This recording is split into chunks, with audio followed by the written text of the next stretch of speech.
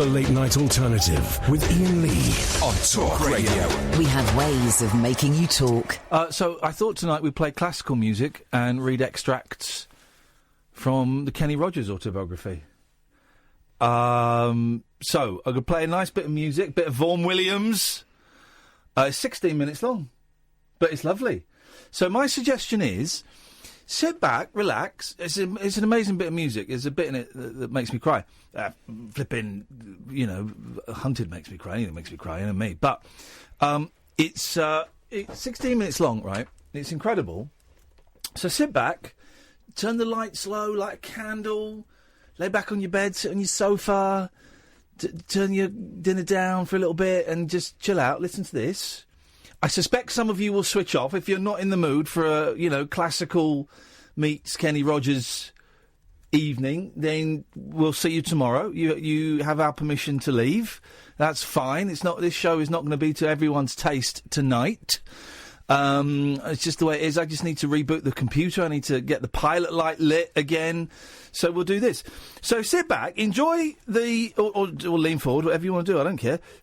Enjoy this music, because this music's amazing. Then, when it's finished, if you want to start phoning in, you can do. Maybe it'll inspire something, I don't know. But if you don't want to phone in, you don't have to. Me and Kath will sit here and I'll read the Kenny Rogers book. I mean, to me, that sounds like a show. To my bosses and to the majority of you, I'm guessing you're going,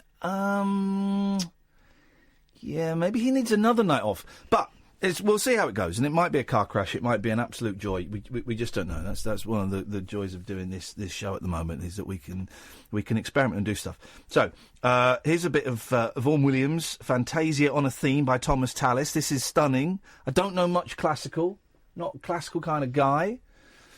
I find classical just too broad. It's like saying, do you know what? I really want to get into rock and roll music. I really want to get into pop music. Where should I start?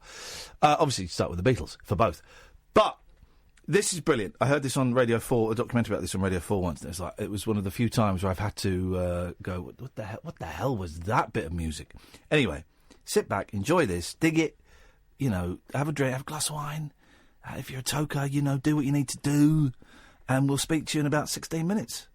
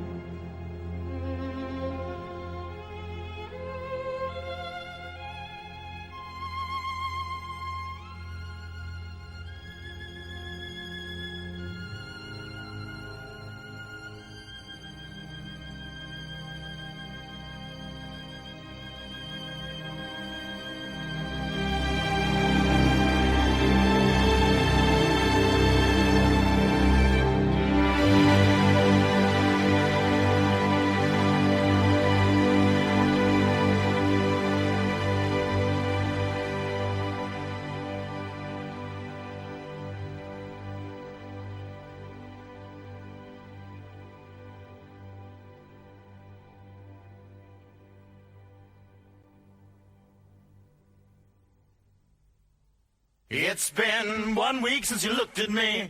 Cocked your head to the side and said I'm angry. 5 days since you laughed at me, saying get that together, come back and see me. 3 days since the living room. I realized it's all my fault but couldn't tell you. Yesterday you'd forgiven me, but it'll still be 2 days till I say I'm sorry. Hold it now and watch a hoodwink. Does it make you stop think? You'll think you're looking at Aquaman. I summon fish to the dish, although I like the chalet Swiss, I like the sushi, cause it's never touch a frying pan. Hot like wasabi when I bust rhymes. Big like Leanne rhymes, because I'm all about value. Bert Camper's got the mad hits. You try to match wits, you try to hold me but I bust through. Gonna make a break and take a fake out like a stinking ache and shake out like vanilla. It's the finest of the flavors. Gotta see the show cause then you'll know the vertigo is gonna grow cause it's so dangerous you'll have to sign a waiver. How can I help it if I think you're funny when you're mad? Trying hard not to smile though I feel bad. I'm the kind of guy who laughs at a funeral. Can't understand what I mean, well you soon will. I have a tendency to wear my mind on my sleeve. I have a history of taking off my shirt. It's been 1 week since you looked at me.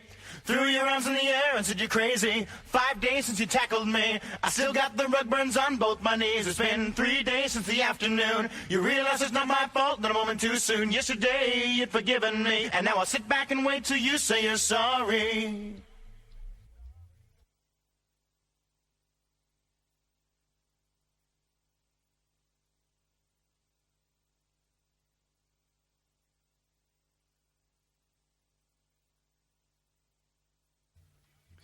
Chickadee China, the Chinese chicken. You have a drumstick and your brain stops ticking. Watching X-Files with no lights on, with all our maze on. I hope the smoking man's in this one like Harrison Ford. I'm getting frantic, like Stingham 10 trick. Like Snickers guaranteed to satisfy. Like Kurosawa, I make mad films. Okay, I don't make films, but if I did, they'd have a samurai. Gonna get us at a better clubs. Gonna find the kind with tiny nubs just so my irons aren't always flying off the backswing. Gonna get into my Sailor Moon cause the cartoonist got the boom anime babes that make me think the wrong thing. How can I help it if I think you're funny when you're mad? Trying hard not to smile though I feel bad. I'm the kind of guy who laughs at a funeral. Can't understand what I mean, you soon will. I have a tendency to wear my mind on my sleeve. I have a history of losing my shirt. It's been 1 week since you looked at me. Dropped your arms to the sides and said I'm sorry. 5 days since I laughed at you and said you just did just what I thought you were gonna do. 3 days since the living room. We realized we're both to blame, but what could we do? Yesterday you just smiled at me, cause it'll still be 2 days till we say we're sorry. It'll still be 2 days till we say we're sorry. It'll still be 2 days till we say we're sorry. Birchmount Stadium, home of the Robbie. The Late Night Alternative with Iain Lee on Talk Radio. 0344 499 1000, Katherine Boyle. If you're still here, thank you. You're the one we were hoping for. Yeah. I played the wrong Vaughan Williams. I meant to play the Lark Ascending, which I might play. There's no such thing as a wrong Vaughan Williams. No, that was stunning. It wasn't the one I was thinking of, but man alive, that's some piece. I don't know anything about him at all. No, apart from his widow appears in The Lady in the Van. Yeah, she lives in the same street as Alan Bennett's. Yeah. That's it. That's it. That's all the information in the world. I googled him. There's nothing. Everything has been wiped. The Vaughan William vials have been wiped. We'll read from the Kenny Rogers book in a bit. But if people want to phone in, you can phone in. We're just going to see where the vibe takes us tonight. It's Thursday night, stressful week, huh? Cold, very cold. Possibly snowing where you are. Possibly feeling a bit miserable. Maybe you're feeling a bit great. Who knows? We're just going to see. I have nothing. I've got an empty shell. I'm a shell. So we're just going to see where it goes tonight. And 0344 499 1000 is the telephone number. You would be very welcome to call in. Good evening, Andre.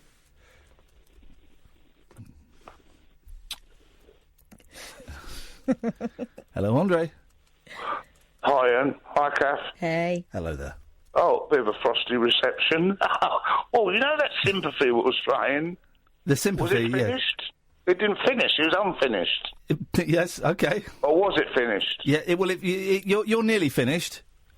Yeah, but that song wasn't even more. That wasn't even completed. That was unwritten. Okay, wow. This is getting finished. very, very metaphysical and psychedelic at 28 minutes past 10 on a Thursday. But listen, right, it was so frosty reception this morning, wasn't it?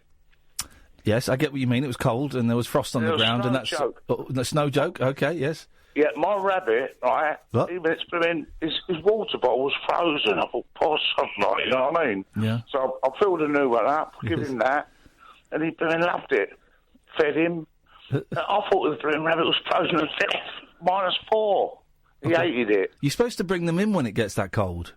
You can't eat all the wires, won't he? I suppose so. Or just put them in a bag. Put them in a bag? Yeah, put them in a bag. Put a rabbit in a bag, don't you?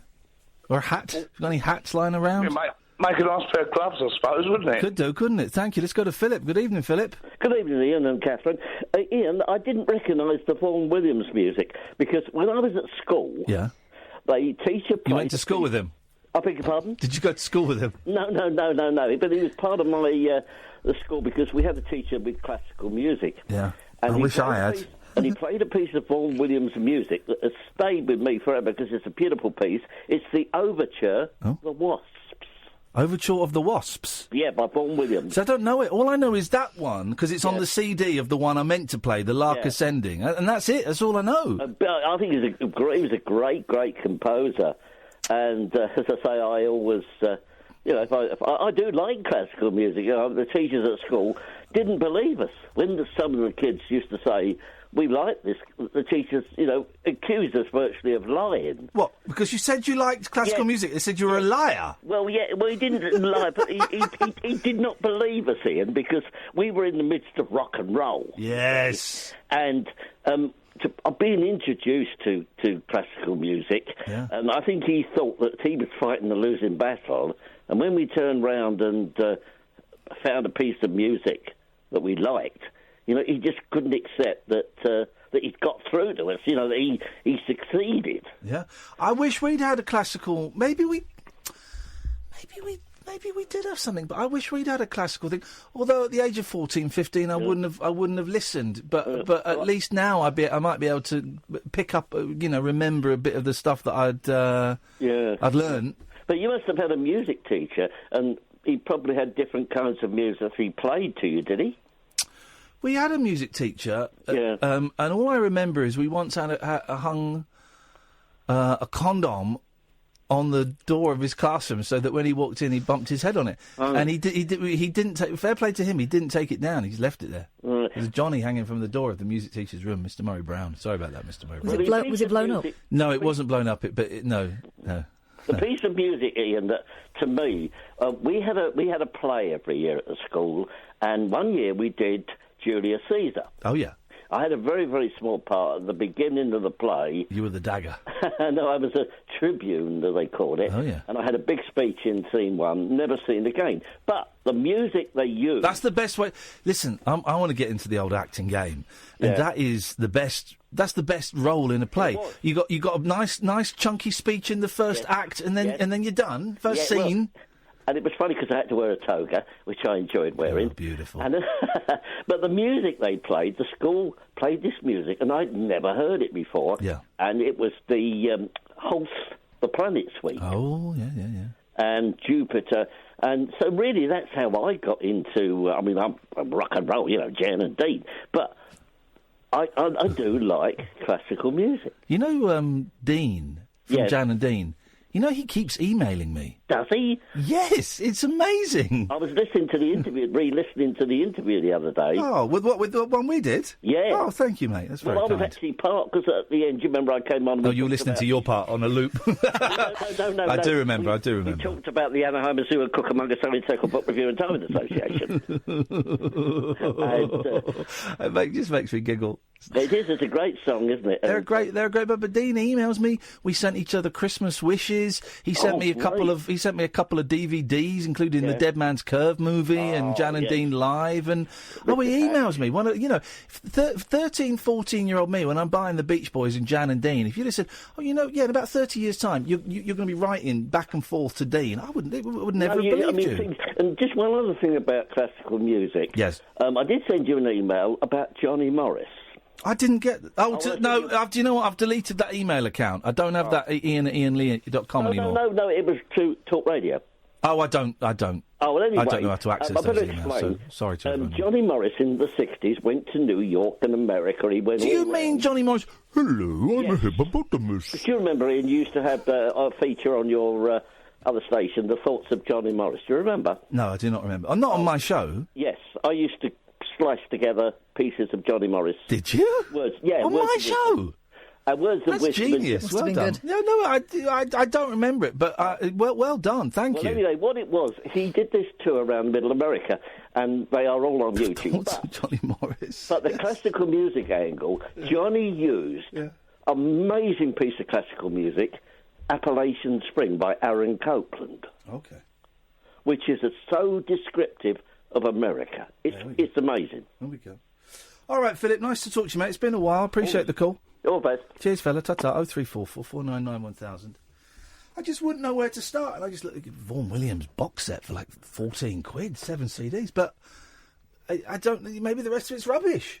Maybe the rest of what he did was rubbish. I don't think it was rubbish. I don't know. Anyway, I can't buy any more stuff.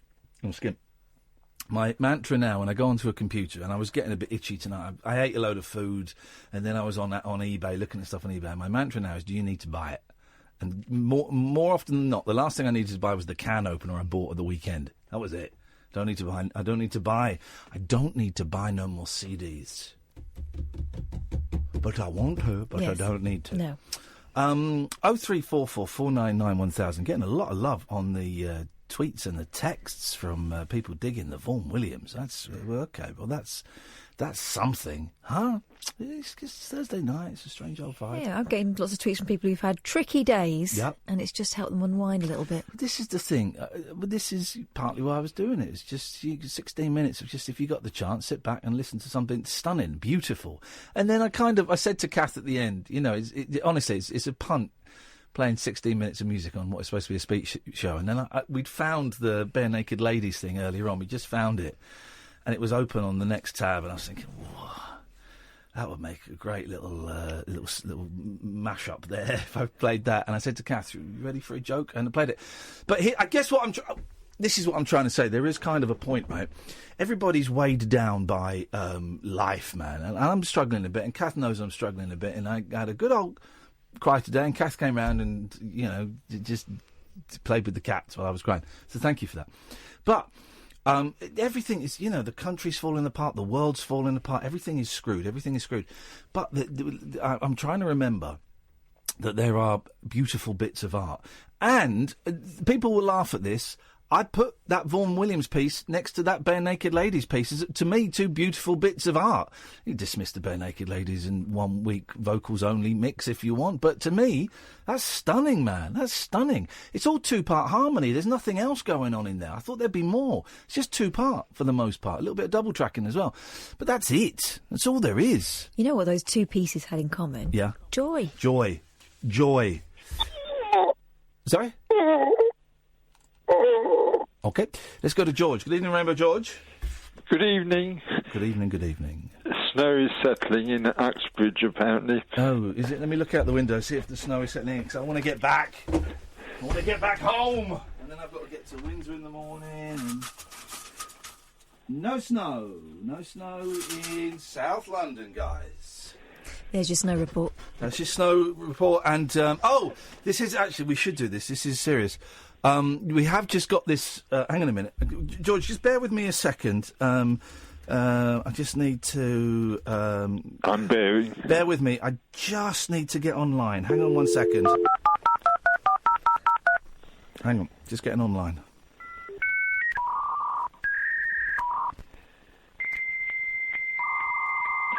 Just getting online. I just need to check something.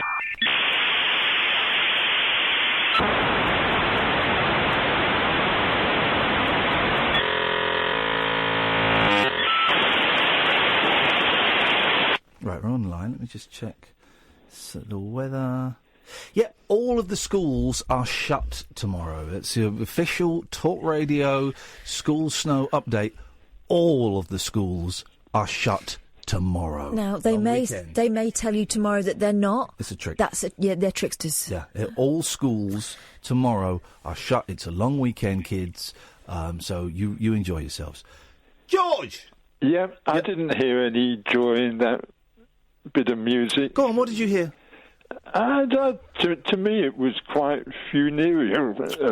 I know what you mean, yeah, I dig that. A lot of it, and it just reminded me of a tune that does the opposite for me, that always gives me a lift. Yes. And that's a tune by Bob Dylan called Wigwam. Do you know it? Yeah, we played it. That's on the... Is that on Self-Portrait? Yeah. Yeah. I mean, good, Wigwam, yeah. I first bought that album in the early 70s, and I'm playing it. There's a lot of tracks on it, I think over 20 tracks. Yeah. And I thought it was pretty average, and then it comes to this tune called Wigwam, and I'm waiting for Bob Dylan to start singing, and he doesn't sing on it, and it's just so uplifting. If ever I would be feeling down, I'd put that track on, and it would really lift me up. It's good, that album. People laughed at Self-Portrait and called it, and it's a weird album because there's a lot of cover versions and stuff for Bob Dylan. A weird time, but now it's kind of been reappraised and people have gone back and gone, oh, actually, 50 years later, this is a pretty good record. This track? Well, the whole album is a great... I heard it for the first time last year, maybe 2 years ago, and it's a great record. Yeah, but this is my favourite. This is it. All right, George, thank you. Thanks. Tatty, bye. It's a great song. Self-Portrait's a great album. A double album, Bob Dylan bootleg series came out of it, and it's just... do you remember when... Did you remember when I used to hate Bob Dylan? Mm-hmm. Wow. Wow, that guy means so much to me now. I'm just waiting for you to get into Crowded House. I don't know about that. 03444991000. Kind of laid back vibe on a Thursday. This is the Late Night Alternative. I'm Iain Lee. Who you? Katherine Boyle. Weeknights from 10. You can listen on DAB. Download the app or go to talkradio.co.uk. Take a trip into the alternate reality of late night radio. I think I'm in something like The Matrix, and so are you. The Late Night Alternative. Hello. With Iain Lee. Is there anybody out there? On Talk Radio.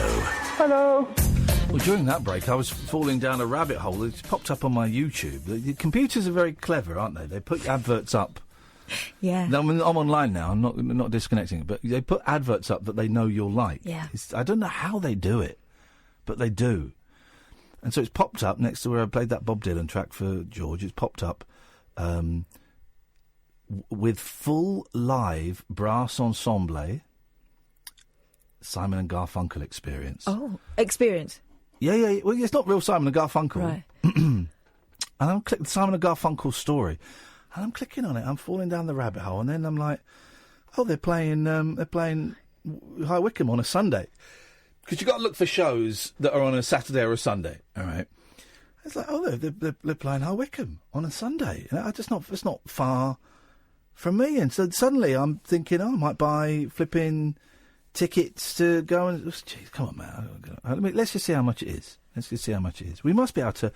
Can you blag us, Katherine, some free tickets for the Simon and Garfunkel story? 7th of April, the Wycombe Swan. Let's have a listen to them. This is what they... Oh, flipping it. £23.50. Yeah, can you... This is what they sound like. Here we go.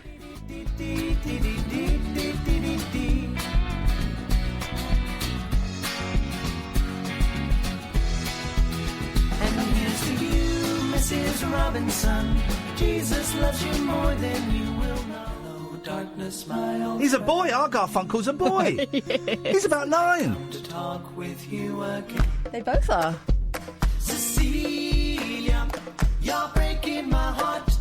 You're shaking my confidence when you're weary. They're not bad, are they? Feeling small. Hey. I've seen a lot of stories of different groups. Oh, I don't want to hear that lady. They're all right. Can you get the Simon and Garfunkel story on the show? Yeah, that's the way forward. If we have them on the show, then we can definitely get free tickets. Yeah, exactly. It's like, as long as you're charming to them. Yeah. All right. So we're going to get Simon and Garfunkel's story on the show. Let's go to Tony. Good evening, Tony. Hello, Ian, how you doing? I'm not. You know, we're getting by. We're getting by. We're surviving, which is what we're all doing, brother. Good. I just wanted to. I mentioned to you the other night. You said about the sort of documentaries on Netflix. Yes. And you were just talking about artworks and that just now. Have you seen the? I don't know if I pronounce this right. Suskowski documentary. Suskowski? No, I don't know it. Go on. What's it about? He's a right eccentric Polish artist. He claims to be the best. He claims to be the best in the world. What? He claims to be the best Polish artist in the world? Yeah. If you have a look at him, if you sort of Google him, yeah. There's a documentary on Netflix about him. It's on for about an hour and a half, and it's unbelievable. It's unbelievable. His work itself is unbelievable. Some of his artwork, brilliant. Stanislav. Oh, here we go. Yeah, Stanislav you're right. Yeah, Sukalski. I'm guessing. Yeah. I guarantee you'll love this documentary. All right, I'm in. I'm up for that. Looks right up my street, mate. Thank you. And one more. I've just watched the Ted Bundy one. Oh yeah. Brilliant. It's brilliant. Here's the thing, right? Because, bless you, Kath. Me and Kath have started the Ted Bundy, and we got about 25 minutes into the first episode. Yeah. And I'm having a real dilemma, Tony. I'm having a real dilemma because in the first 2 minutes you see, for about a second and a half on the screen, you see a photograph of a woman dead, face down in a bed. And I'm struggling to... Maybe I'm getting old, right? That's and what also, you said. You don't see anything else. No, you don't see anything else. OK, well, that's cool. I'm struggling. It felt a little bit disrespectful to the victims. Yeah. Do you know what I mean? Yeah, you don't see any other pictures. No okay. Other pictures anymore. But is it all about him being good-looking and cunning, or... No. There's a couple of things on there that I didn't even know. I didn't know that he got caught and he escaped from prison 2 or 3 times. Oh. And when he escaped, that's when he committed more murders. Right. He actually slipped away from the police in the courtroom. He jumped out of a window while he was waiting to go up in court. I must be getting old because I was trying to watch it and then I just thought, I don't know if this is entertainment. But then saying that, Tony, I kicked off in the office earlier on at 9 o'clock. We turned on to ITV to watch the Fred and Rose West show with Trevor McDonald, and they said at the start those infamous words, tonight's scheduled programme has been changed. Here's Trevor McDonald with Prisoners on Death Row. And I kicked off. I wanted to watch the Fred and Rose West show. It's outrageous. Yeah, that is a bit odd, but I'll guarantee you'll like this one. It's only 4 episodes, the Ted Bundy one. All right. But you learn a lot of stuff on there that I've never even seen. But I don't know if it's stuff that I want to learn. No, but I didn't know that he'd escaped from prison 2 or 3 times. I'd heard that somewhere before. Yeah. All right, Tony. Tony, listen, I'm deaf. Go on. One more thing. Yeah. I'm enjoying this. You spoke to Rainbow George. Yes. Is he called Rainbow George to do with like the ship, or is it because he sounds like the one off of Rainbow George? It's because his name is George. Yeah. And he started the Rainbow Alliance Party, so it's nothing to do with... No, hang on, the ship was called Rainbow. What was the ship called? The Green Rainbow Warrior. Rainbow Warrior, that was it, thank you. It's not to do with the television programme, and it's not to do with the ship. Oh, OK. It's just a coincidence. Brilliant. All right, then. Nice one, Tony, thank you, mate. By the way, can everyone stop... Well, you can stop now, because I've deleted my email account. Iain@iainlee.com is gone. But people email me... Oh, some guy messaging me on Facebook... You can send a message and then you can either approve or decline. I've had loads of people send me, stop being so rude to Rainbow George. He's a legend. I got one today. We've been so rude to him for you, a-hole. Oh, Did you listen to last night's show? No, clearly not. Well, clearly not. Thank you very much. I'll conduct my business how I want to conduct my business. Thank you. You going to say something? I wonder if it's all the same person. It could be. Evening, Philip. Hey, hello there, Katherine, Ian. Hello there. Hello, Phil. You all right, mate? What you got for us? Yeah, what's that piece of music, that opening piece of music? Which one? The one at the start of the show? Yep. It was Vaughan Williams, Variations on a Theme. Huh? Oh, hang on a minute. No, Mum! Mum! I'm on the bloody internet! Mum! I've got to go. Hang on a minute. I need to get back online. Mum picked up the phone and dropped the line. Sorry. Hang on. Hang on.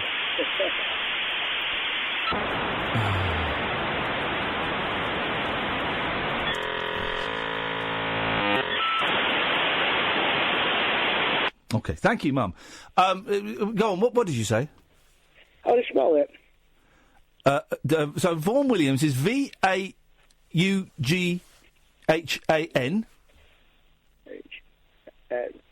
Yep. Williams, as in Williams. Yep. Variations on a theme. Variations on a theme. Right. Did you like it? I did, yeah. Hey, our work here is done then, Philip. That's because it wasn't that track. It was another Vaughan Williams track that caused me. I heard it on the radio years ago. That caused me to hunt around to find out what it was. If I've done the same thing to you 10 years later, then the circle is complete. Yeah, I mean, that's how I got into Gordon Lightfoot, by listening to stuff of the cousin over 40 years ago. Yeah. Right? And he put this Gordon Lightfoot track on, and I just liked it. And I got all his albums now. There you go. That's all it takes sometimes, is you just hear something. And I think when you hear something somewhere you don't expect it, that's the thing. It just clicks like that, doesn't it? It does. Oh, I'm glad we had that impact, Philip. Then that was worth taking a punt on. Yeah. Thank you, mate. Thank you very much for the information. I'll go buy it.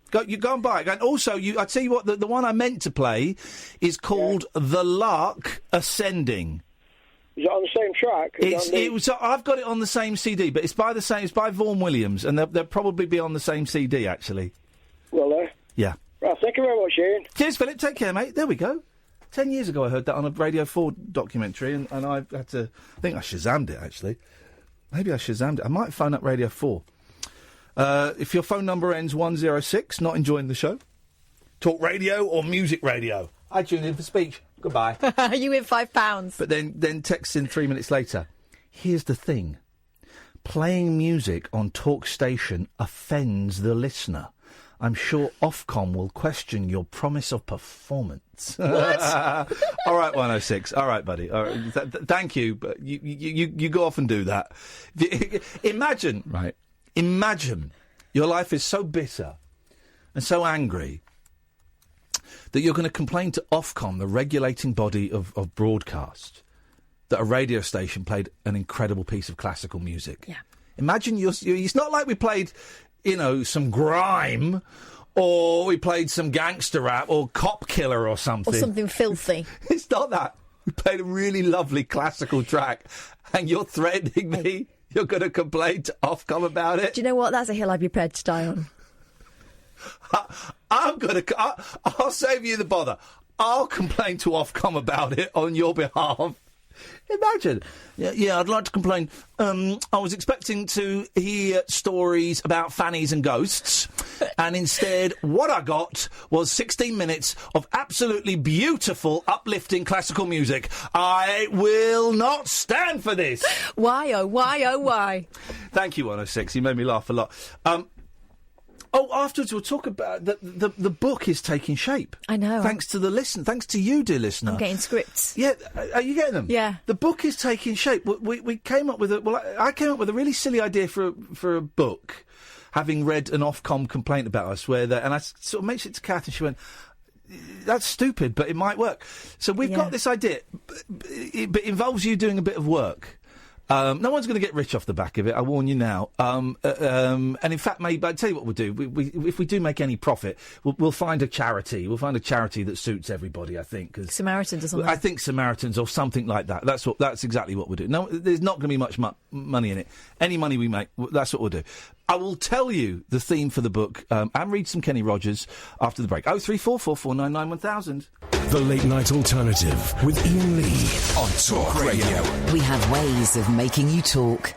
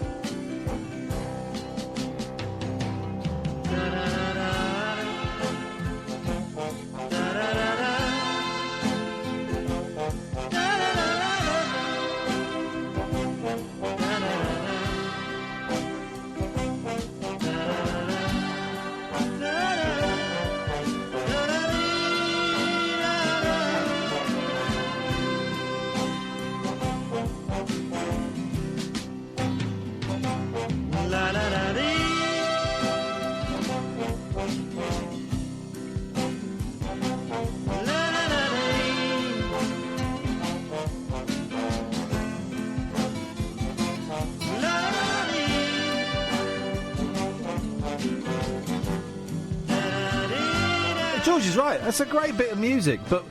You know, everyone was expecting, something political or heavy or something from Bob Dylan. And he came up with an album that had this vibe on it, you know. It does sound like we're crossing live to him doing his ironing.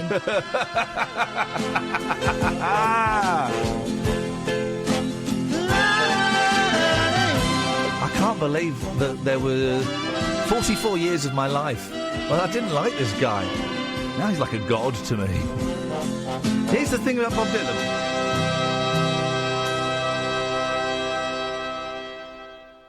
He believes the world was made in 7 days and it's 3,500 years old. He's a creationist. Does he, though, or is he just being... No, he's a creationist. Awkward. Yeah, no, he does. Yeah, no, he does. Yeah, no, he does. A, B or C, yeah? No. Or he does. No, he does. Yeah, no, he does. Does he believe that completely? He either believes that completely... Come on, Nish. Not at all. Or a bit. There's a joke for 3 people. Bob Dylan believes believes the Bible as the literal word of God. I just don't believe you. Well, it's true. Honestly, it's incredible. It's incredible. He doesn't talk about because he had obviously the big late 78 to about 81. He released 3 or 4 Christian albums, right? That were very, very bleak Christian albums. Basically, you're screwed. Yeah. And his record sales just diminished and diminished and diminished and diminished. And then he kind of, he'll still every now and then he'll put like a Christian song on an album, but it'll be a little bit muddied. You know, the lyrics will be a little bit vague.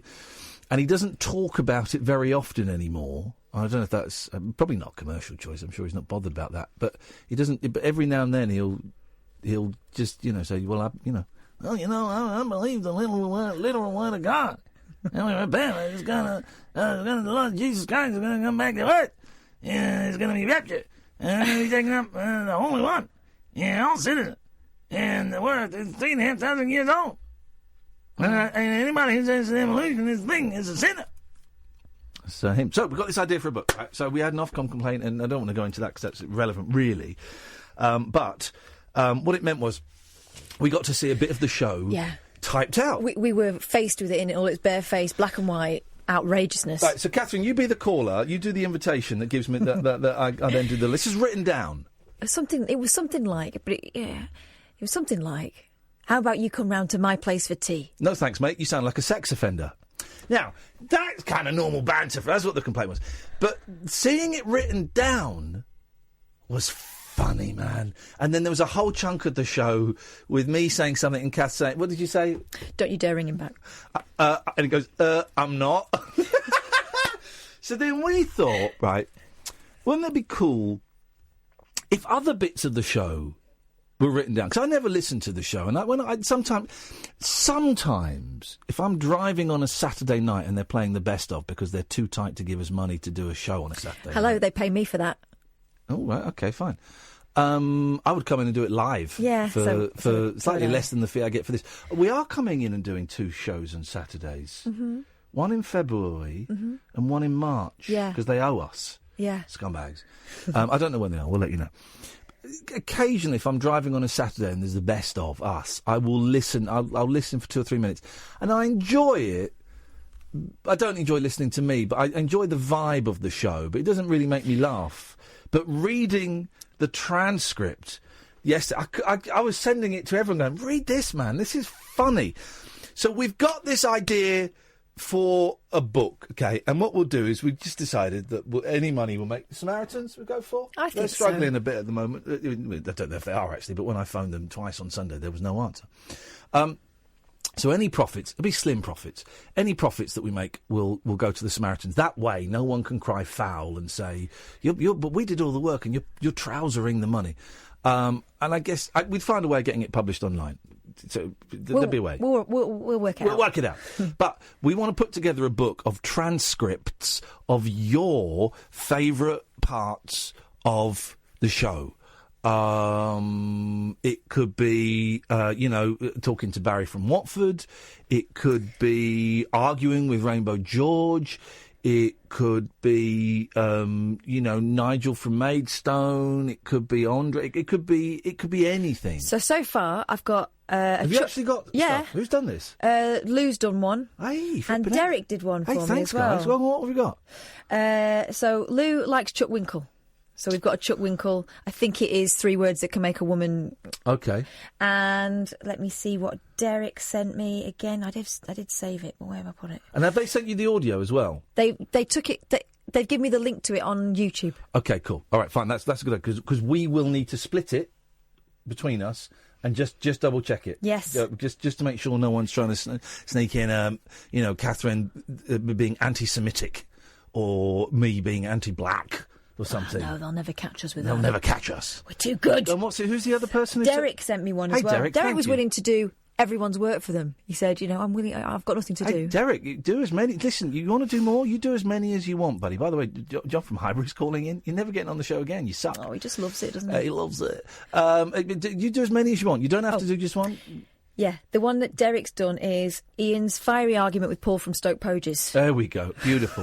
Hey, listen, that's great. Well, in that case, the book has started. If you want to do one, dear listener, then, loads of clips are on YouTube, or you can get podcast stuff. I'm not going to tell you which bits to do, because I don't remember them. No, and I also find it really interesting, the bits that you like, rather than ones that I would pick. What we do, when we get enough together, I'm guessing we're going to need, I don't know, maybe 40,000 words, something like that. We'll find a way of getting a book published online. It'll be Unbound or something, one of those ones where they print it on demand. You'll all get a credit in the book for your work, and then we'll put it online. Any profits made from selling the book, we will give to the Samaritans. And then, at some point after that, we'd like to do a live show where the profits would not go to charity, they would go to us, let's be honest. We would like to do a live show where it is performance pieces by you and maybe some of my celebrity friends. I'm sure Mackenzie Crook would help out. Paul Garner, I've been texting, might help out. I'm available. Okay, but so the celebrity friends doing live performances, interpretations of the text. So it wouldn't be. So you'd have to learn, act it. You could do it how you wanted it, but it wouldn't be like in a radio studio. You would take it out of the radio studio and you put it in B-Jams, or the laundrette. Or you put it in the laundrette, or you put it on the bus, or in school, or whatever, okay? We'd have a mixture of live stuff and filmed stuff. I'm sure I can get Mackenzie to help make a nice little film or something with that. And we'll have an evening of it. And Kath and I will get rich, high on the hog. Is that a phrase? We're going to get high on the hog, on the thousands of pounds that will make, because putting live stuff on takes a lot of work. But so if you want to help with the book, then find your favourite bit and transcribe it and send it to me. And how do they get Katherine.boyle@talkradio.co.uk. Catty is already saying on Twitter, yes, I'd love to do that. I'll transcribe. It's too hot. Beautiful. I don't know what that is. It was you going, it's too hot. Oh, it's too hot. Too hot. All right, thank you, Kathy. Do whatever you want, guys, and we look forward to reading them. And this will be something. This could be a little work of art we might have here. Of course, it is. Little treasure, a lovely little treasure. And that is a great thing about this radio show, right? Everyone gets something different out of it. Everyone has their own favourite bits, and also we've got loads of really creative people listening. Yes, we certainly have, Stanley. So when we get more of those in, we'll I'll keep nudging you, and if you want to, when we get enough, We'll compile a book. 0344 499 1000. Good evening, G. I don't want to be the bearer of bad news, but isn't that what the logbook was for? I tell you, right, first of all, come off speakerphone because we can't hear you. I'm not on speakerphone, I'm using a new phone. You're on a what? An airplane? No, I'm using a new... Honestly, this is such a terrible line. I can hardly hear you. It's very echoey but simultaneously muffled. Oh, I can't believe that. Is that better? That's better, yeah. Yes, well done. Oh, right, what did you say? What did you say? I said, I don't want to be the bearer of bad news, but isn't that what the logbook was for? No. But I thought that was a transcription of the show. Nope. Oh, okay. So I must have got it completely wrong. Yeah, you did. Okay, I'm a bag of shite. Thanks very much for your call. Here we go. Here we go. And I'm learning a lesson here. 106 has texted in. Who was going to complain to Ofcom about the music. Right. 106 has has texted in to apologise. Oh. Thank you, 106. Listen, I'm sorry for moaning. For the record, I would never complain to Ofcom. Here's the thing. I'm recovering from a serious illness, had a bad day. I come to bed to listen to your great work and felt grumpy when you weren't there with your usual stuff and playing music instead. I'm sorry I took my bad day out on you. P.S. I love hearing about your cats.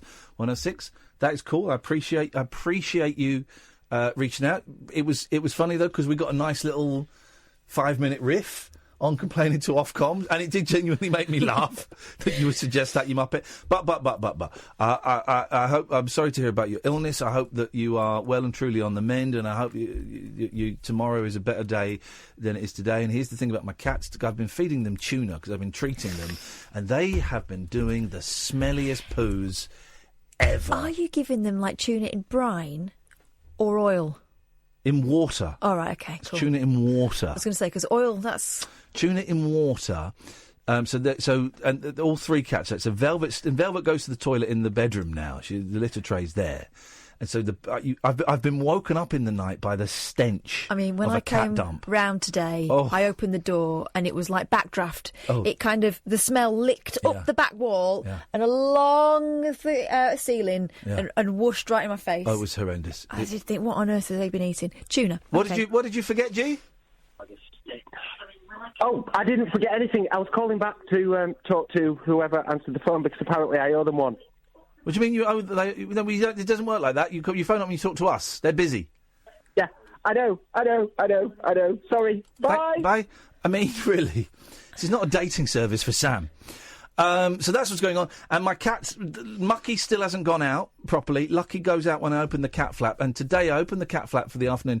And every 5 minutes I just go, oh my God, where's Lucky? I can't see her. And I would just go out and shake the bag of food and she would just come running back in. Yeah. And at one point, Kath, go and see where Lucky is. So I said, well, she's not outside.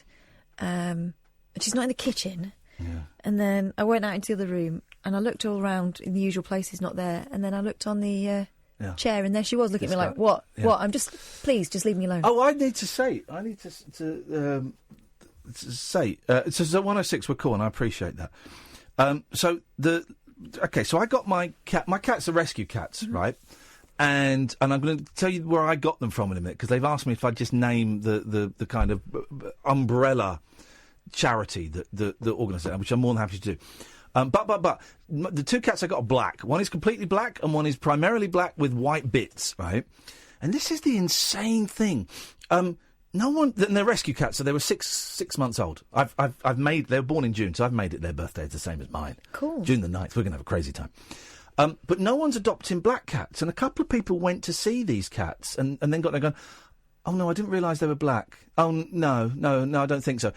And they didn't take those beautiful little girls home, who are the most adorable. And I know lots of you have got black cats, right? So, if you're thinking of getting cats, and you're thinking of getting a rescue cat, I cannot highly recommend black cats enough, man. And there's loads of black cats in foster homes. We had to leave their mum and their brother there. They were beautiful cats, so friendly. And do you know what? If I hadn't have had Velvet, who's a black cat, maybe I'd have taken all four. Anyway, they're living with their foster parents now, who are now their real parents, who've now got 15. Helen and her partner have got 15 cats in their house. It's the best house, but you try and find somewhere to sit that's not got a cat on it. So listen, I know that Roger is thinking of maybe getting a cat, and there are a few others, and I would never tell you what to get. If you want to get a different kind of cat, you go and get a different kind of cat. That is, that's your business. But what I will say is... that black cats have given me the most pleasure that I could possibly have. Look, and so I had a message from June, who runs Travis Cat Rescue. Right, so I've got to give them a mention. Travis Cat Rescue. And she was just saying, we took a 12-week-old black and white kitten yesterday that had been dumped by the side of a really busy road. What? Sorry? He'd spent 24 hours hiding under a bush by the road. He was spotted by a lady who left him there until the next day, hoping he would go home. And she brought him in. Look at that kitten that got dumped by the side of the road. Oh, he's adorable. So Travis Cat is where I got mine. If you go on Facebook, and just look for cat rescue places in your area, There are dozens of them. Honestly, there are about 5 or 6 in my area. And then there's all different places, and just Google your area and cat rescue and stuff like that. And you know, if you want to choose a smaller little one, the RSPCA have got, obviously cats and Battersea and stuff like that, but there's loads of little smaller independent ones where it's just people who love cats that are doing it. There we go, done that. Right, lovely, thank you. Alan, stay there, you'll be next.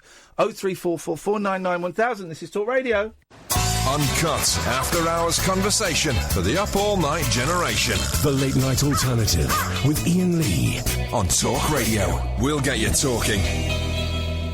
I will read from the Kenny Rogers autobiography in a bit. It's a great book. I'm struggling to... I've been reading it since Christmas. You bought it for me for Christmas, I think, yeah. And the last couple of books, last 3 or 4 books, I've really struggled to... And I love reading. Just get into the book. The Eric Idle book took me about 6 months, and it wasn't because it was rubbish. It was great. Or the end got a bit boring when he just kept banging on about being rich and hanging out with billionaires.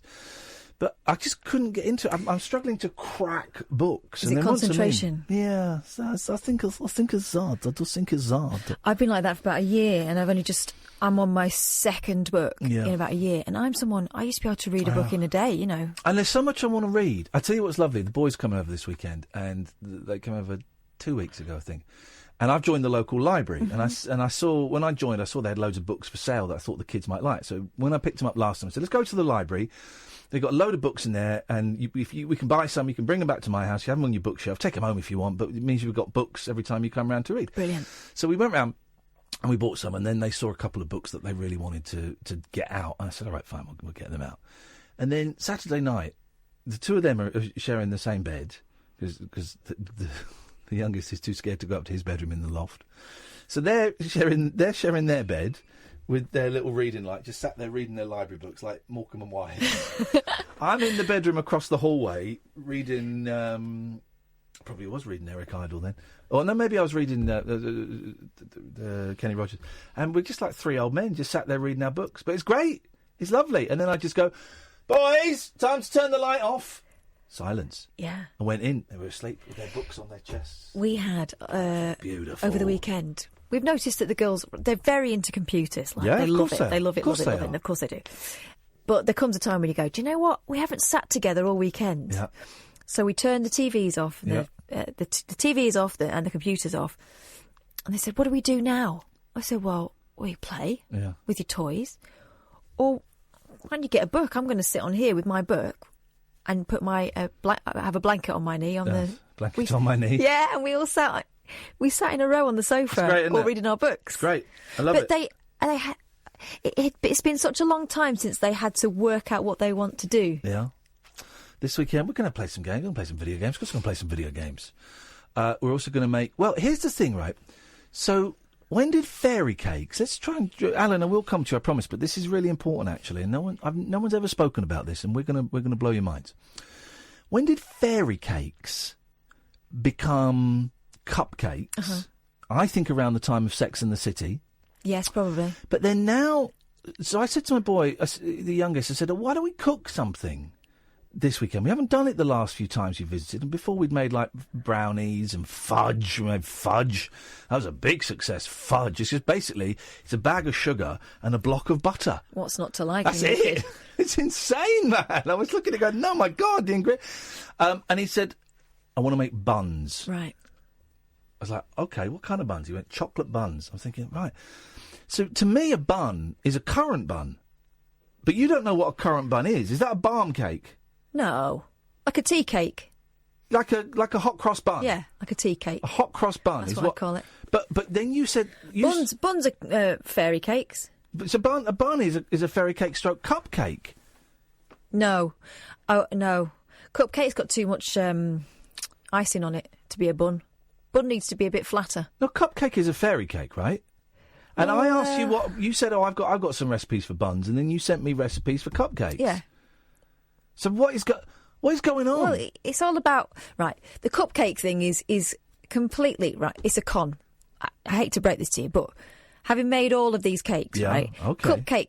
A bun, it's a basic bun, and it doesn't rise very far, actually. Calm down. But it's the frosting or the icing on top that's what makes it look fancy, right? And it's all about your technique with that. Boom.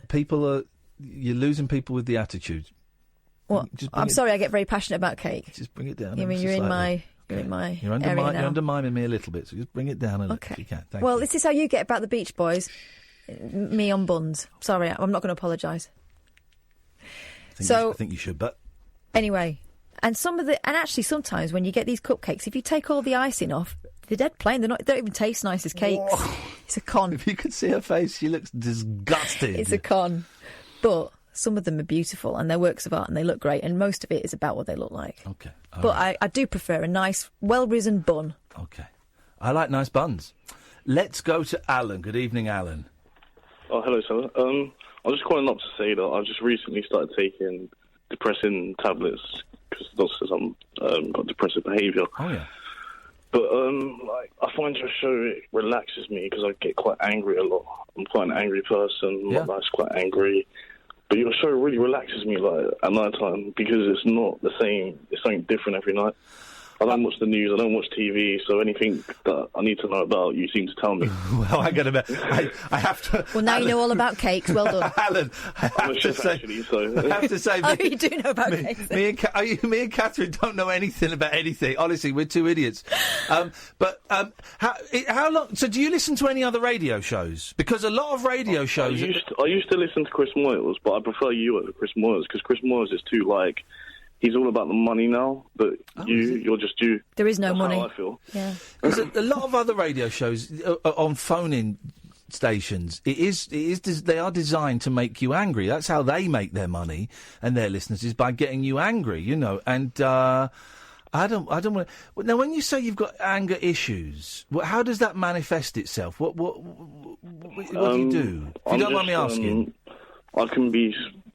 I isolate myself because I can be around people and people just how they speak to me or they look at me. It can make me angry. The only thing that relaxes me is animals, like cats. I love cats. Here we go. Yeah, cats are the soothers of the soul, aren't they? You can't be angry around a cat.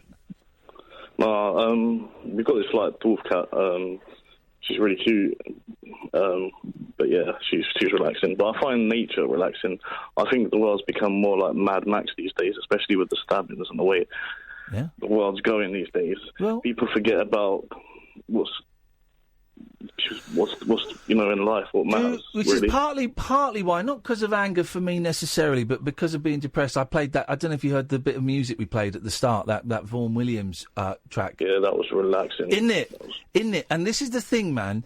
And it works with depression and it works with anger. Being around nature, and I consider that music to be like nature in the fact that it's very pure. And there's no kind of hidden meaning to it. It's just a pure, beautiful thing, like a flipping tree. Do you know what I mean? Yeah, I know what you mean, exactly, yeah. It's pure. You can close your eyes and be lost with it. Yeah, and being out, going for a walk in the woods, man. And here's my tip. Leave your phone at home if you go for a walk. I don't know if you're near woods, but if you get the chance to just walk through woods... I live right next to a lake, so I go and walk around the lake every day. There you go, man. I used to be really angry. Really angry, and I lost jobs because of it, and I bullied bosses because of it. And so, I should have been sacked from LBC several times. The disgusting way I spoke to my two bosses there. Anger can still be a thing for me, but generally, it's the last 8 or 9 years, incredibly better than it's ever been. Every now and then, I'll go off, and I'm talking maybe once a year. I'll go off, but the place I'm at now, Alan, is as soon as I do it, maybe 5 minutes after. Right? It might last a minute, and then 5 minutes later, I come back down, and I realise it was inappropriate. That there are other ways of dealing with stuff, and I will go straight to the person and apologise to them, and then so it does get better, is what I'm trying to say in a very convoluted way. It does get better. I understand totally, because when I get angry, straight away I calm down and it's like a completely different me. and I understand that everything I just done was inappropriate and disgusting, and I do say sorry. And there you go. I'm That's disgusted with myself. That's half the battle. I was with my boys just after Christmas, and we took their gran out to the cinema, and there was a guy working at the cinema I thought was being a little bit finicky about where my mum's wheelchair should be, and I kind of snapped and went, all right, mate, all right, listen, I've just put her there, I will sort it out.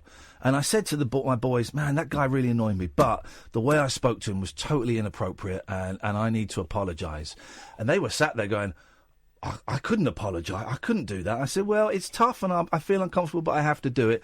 And I made a point of going up to him in front of the boys and saying, I'm really sorry, I shouldn't have spoken to you like that. Just worried about my mum, and you were absolutely right, and da-la-la-la-la. And it was all cool. Do you meditate at all? I actually believe in Buddhism. I have the yin and yang tattooed on the back of my head. Okay, well, flipping it. All right, maybe a bit of the ink got into your brain, and that's what's making you angry. Maybe you're poisoned by Buddha. I'm tattooed all over, really. But do you? It's cool that you're into that, and I know a lot of people are. Do you meditate? Yeah, I meditate. I've known to meditate since I was 14. There you go. Well, then listen. Meditation and walking around a lake and being aware of what you're doing. You've got the three key things, man. You'll be fine, brother. Yeah, exactly. And the show, man, because the show, all I do is I draw pictures of superheroes. Oh. While I listen to a show, so there we go. It's cool. Well, listen, man, send in some of the pictures of the superheroes. Maybe we'll put them in our book. Yeah, we'll do. Actually, I'll send some cakes into you, some fairy cakes, something that actually tastes nice. That's made in the kitchen. You know what I mean, though, don't you, about the cupcake thing? A lot of it's about what they look like, right? Not always, because you could have a cake that looks bad and tastes really good, and you could have a cake that looks really good and tastes really bad. That's what I found, right? That often when you scrape off the icing, the cake underneath doesn't taste of anything at all. It's got to be fluffy and nice and airy. Well, I'm going to make the best. I'm going to make the best cupcakes this weekend you've ever had. I'll bring one in. It's going to blow your freaking mind. Alan, it's really nice to talk to you, man. Thanks a lot, and thanks for the kind words. Right. Cheers. Bye bye. What a nice guy. What a nice guy. Yeah. Joe's texted in. I see someone text you an apology, and you're all sweetness and light. I text you an apology the other week, and all I got was a snide remark. I'll take it you're on a dry drunk and leave it at that. What? Says Joe. I'll take it on you're a what? You're on a dry drunk. You know what a dry drunk is? No. It's someone who's it's an alcoholic who's not drinking, but is still ragey and still obsessing. And that's nice, Joe. Yeah. Except here's the thing, Joe. Your name comes up on the screen underneath because you're called Jamie. So don't know why you're lying about that. Your real name's Jamie.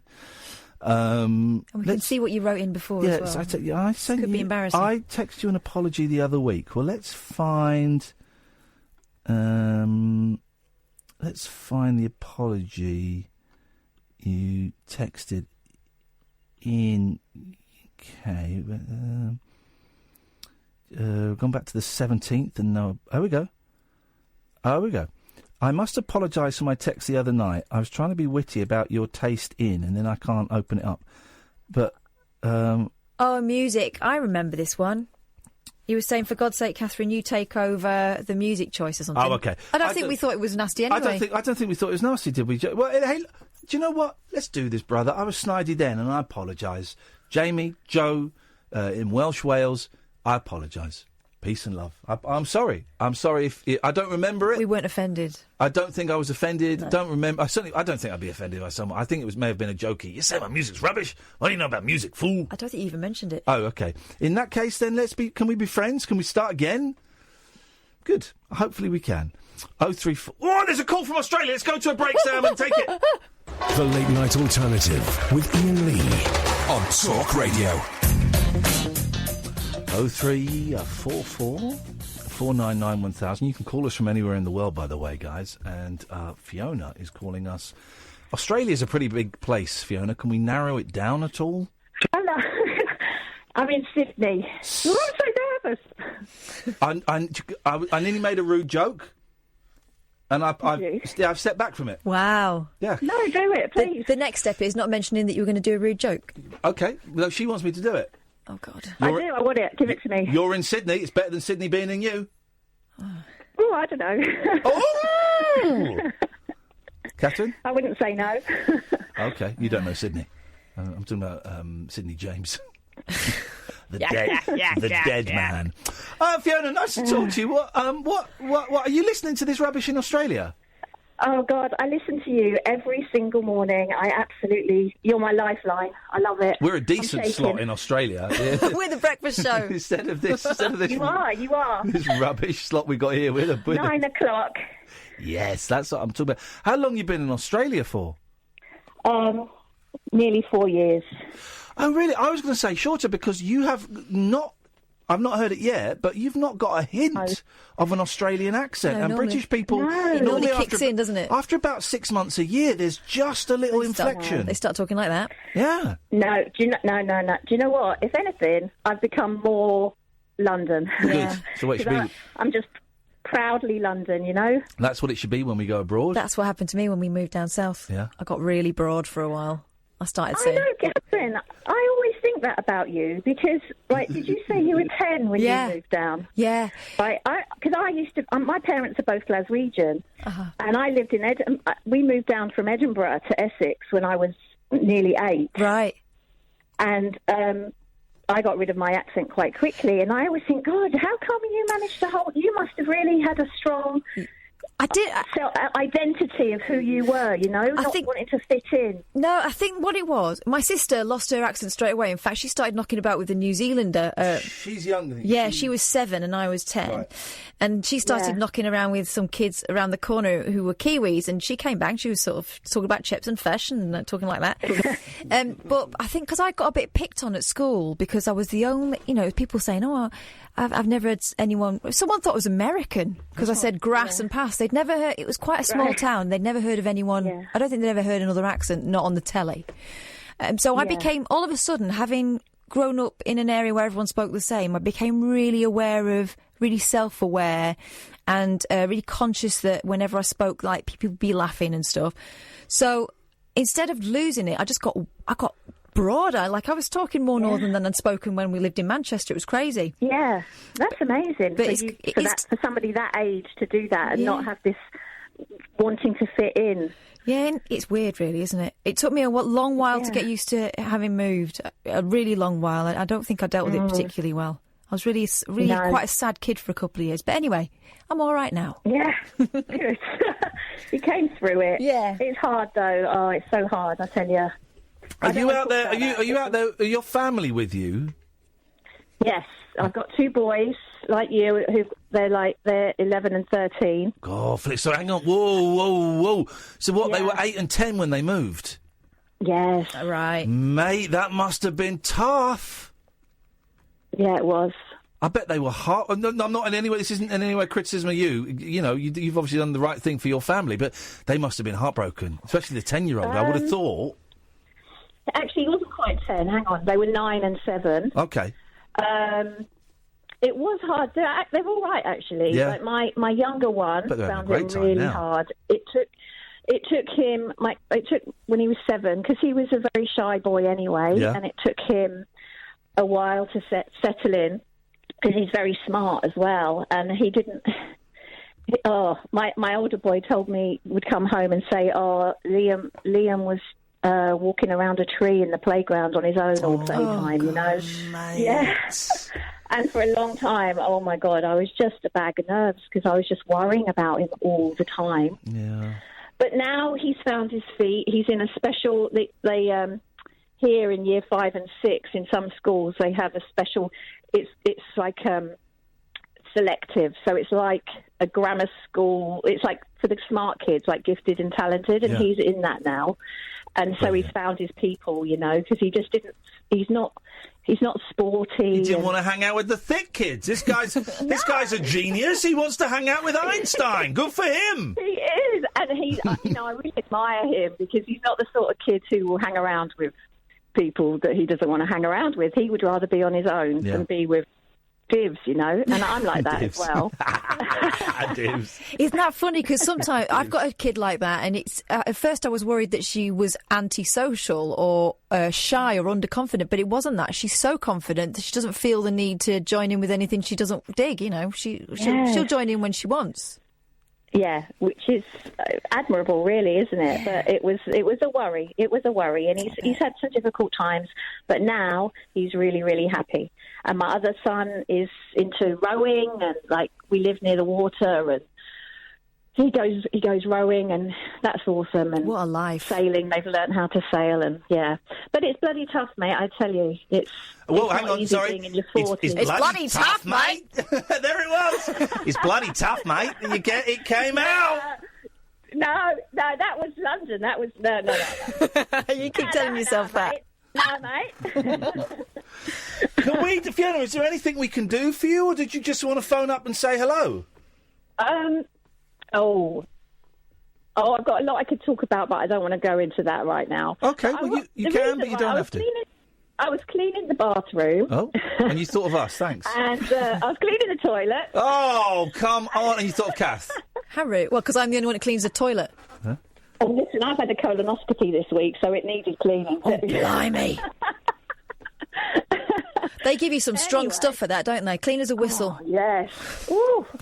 Bloody hell, goes through you like a dose of salt, doesn't it? I remember my granddad having one of those, and he said to the doctor, he said, along with these pills, you should have given me some toilet roll and some running spikes. Move on, moving on, please. This is not a lavatorial show. This is an intellectual show. When I was coming back from it, we were in the Uber, and me and my husband were looking through the pictures of my colon that the doctor has given me. Beautiful. We were just discussing it, because it turns out I've got Crohn's disease. Oh, no. So anyway, the driver goes, "Oh, it sounds like you've been through the ringer." Insert your own joke here, you know. We were like, "Well, something's been through my ringer." Anyway. There's a Beach Boys song. I think it's a cover of an old 50s song, and the line goes, I think it's an original song, right? And I mean, the line is, "To get you, baby, went through the ringer." Okay. I just think, come on, guys, really? And I know it doesn't mean that, but in my head it means bumhole. In your head, in my head, yes. Right. It was a couple of things actually that made me call, because I've been thinking about it for a while now, because I've been listening to you for about a year and a half, I think. Hey, wicked, thank you. And it was a couple of things. It was about the reading with the kids. Yeah. We've got to force our boys to read, especially my older one. He just doesn't want to read at all, and we got so worried about it. We actually went and got tested by maybe a child psychologist. Let's see if he's dyslexic or something. To see if he was dyslexic, no, it turns out just don't fancy it. He's just a lazy little toe rag. But then I don't have a problem with that. As long as, the option is there, and if they don't enjoy it, they don't enjoy it. I think it's a shame, because books, I think, are the greatest gift in the world. Yeah. But if they don't dig it... It may be that he finds his reading thing, later on in life. He finds something that he's interested in, and he pursues it that way, but... It's what kids are gits, aren't they? Because the more you want them to do something, the more they'll dig their heels in. Yes, absolutely. And we kind of... threaten them with pocket money being cut off and stuff. Read this book, or you will have no money and be grounded for a month. Wow. Actually, my dad, when I was about 14, because he wanted me to read something that was, life-changing and a bit more challenging, he used to bribe me to read books. He'd pay me a tenner if I read a hard book. My youngest phoned up the other day. I spoke to him the other day, and he said, "Guess what? Mummy's going to pay me to clean up the living room." I said, "Oh, right, okay." Thinking, I don't know if I agree with this parenting. He said, "How much is she going to pay you?" He went, 5p. And I went, right, come a little bit closer to the phone. "That's not very much money." So he went and demanded more money. And he came back, he went, "She's going to pay me 20p. Oh, bargaining skills. Negotiator. Sucker. Anyway, go on. Sorry, we keep interrupting. Sorry, quiet now. No, that's all right. I'm having a chat. About cupcakes. Oh, yeah. Fairy cakes, right? Buns. About, 10 years ago, there was a place in Greenwich, and it was one of these, it's like a little ceramic cafe thing, and they've got ceramic... Oh, well, you paint the pot. You paint the pots and cups. And, yeah. They're fun for about 6 months of your life when you've got kids, and then you go, this is expensive, and then they're crap. Exactly. But for Father's Day, we went in there, and the boys One of them did a mug, and one of them did a money box that was shaped like a motorbike. Oh. And because it was a cafe, I went up to buy. I said, "Oh, we'll have 2 of those fairy cakes." And the girl who worked there, who was the manager, she said, "Oh, what, the cupcakes?" And I said, "Oh, God, I hate calling them cupcakes. That's so American." Yeah. And she took huge offence at me saying this. Like, What? she was really, I could tell that she was What was she, really- like 25 or something? Yeah, she was young, yeah. We've never heard of fairy cake. But so much so that when I went back a few days later to get to pick up the things because they'd been put in the kiln, They've got to glaze them, haven't they? Yeah. it was broken. One of them, just handed it to me, broken, without a word of apology. You know what I'm saying? She vandalised your kid's little money box because you called it a fairy cake. Was she crying? Was she crying icing tears? Come on, is that not a little paranoid, Fiona? Did you say anything to her? No, of course not. You just took the broken. Did you not go? I'd have gone. Oh, how did this break? No, she shoved. She just shoved a voucher in my hand. Oh, God. For like £5 off for the next visit or cupcakes. something. Well, £5, they're expensive I was very in places. British about it. I just went out muttering under my breath, you know. Well, if that happened to me, I would have actually emigrated to Australia to avoid the embarrassment. Fiona, listen, I have to go because we're late for the ads. It's give us a call again. It's so nice to talk to you. I will. Lovely to talk to you. I can't believe it. I'm still shaking. We can't believe it. Honestly, I was saying this the other day. We're thrilled that people listen to us abroad. We're quite old-fashioned and have been doing this for years when you broadcast to the 3-mile area that your transmitter went. So to know that there are people not only listening in Australia, but actually picking up the phone and calling in and stuff, that means the world to us, Fiona. So thank you very much. Oh, thank you. Lovely to talk to you. See you later. Bye-bye. Bye, Fiona. What a nice lady. What a great family. Those guys. Simon, stay there. Come to you in a bit. This is Talk Radio. The wild man of late-night radio. The Late Night Alternative with Iain Lee on Talk Radio. We have ways of making you talk. Scott Balcony has WhatsApp me. Cupcakes are now being rebranded back as fairy cakes again recently. Are they? Marketing. But I think it might be in the same way that Aeros were going to be cancelled. Do you know what I mean? It's bullshine. Well, Sorry? But no one was saying they weren't going to make cupcakes anymore. It's just to get people to eat cakes. That's what I'm saying. Right. Okay. Get very angry about cakes. I don't want to talk about cakes. Just don't mess with my buns. I don't want to. Okay. Wow. Good evening, Simon. How are we doing, guys? All right. All right. Good. I've got nothing of substance tonight, but just a couple. I went straight for the cut-off button there. Look, my hand just went there. Okay, go on. Well, I wouldn't give you a reason to dump me. Okay, go on then. Let's hear what you got. Anyway, I've got a bone to pick with you, Mr. Lee. Yeah. Kath said earlier on, or pertained to, that you don't like Crowded House. I don't like Crowded House, no, and one of my good friends, Paul Garner, played drums with them once, but no, I don't like Crowded House, I'm afraid. I don't like the Finn Brothers, I don't like Split Ends, I don't like, I'm not, I'll have to give it another listen, I guess. It was very, for me, I mean, music's subjective, isn't it? For me, it was a very important band when I was going through my formative period, when I was sort of, leaving school. It's snowing! And I love Crowded House. I would have thought, going on what your taste is like, you would have liked them, but there we go. Those are big snowflakes. That'll settle. It's going to be an absolute bugger. My I might not be able to get up my street. Should we go now? Hello? Because it snows heavy where I live. Because I live near a hill. You live in the Arctic. But then tomorrow I have to then drive to Windsor. Can you not sledge it? Harness up the cats? I could do. Well, that's a snow update. Yeah, Simon, that was a great call, mate. Thanks very much. Them. Don't know what you said. Crowded House, they're good. Okay. Official. I wouldn't call Crowded House, a great band. Oh, come on. Not great. Don't be rude. I'm not being rude, but they're not great You are band. being rude. Let's name some great bands. Crowded House. Right, okay, let's name some great... I'll name a great band.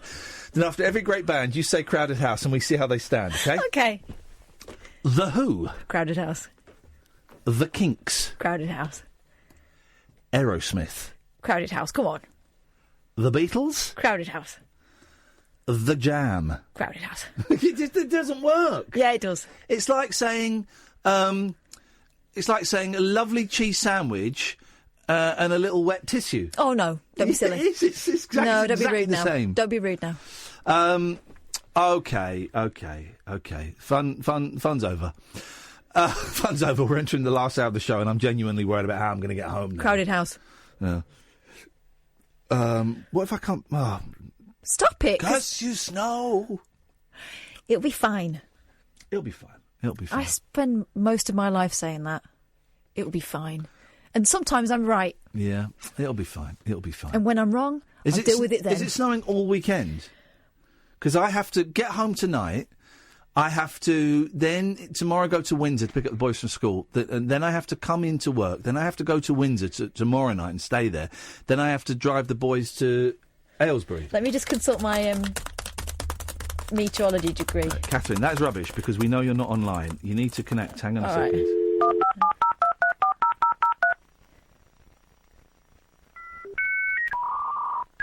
Am I on? No, not yet. Oh, it's taking too long to put up. We'll carry on connecting to the internet and listen to the news, and we'll get the weather update afterwards. This is Talk Radio.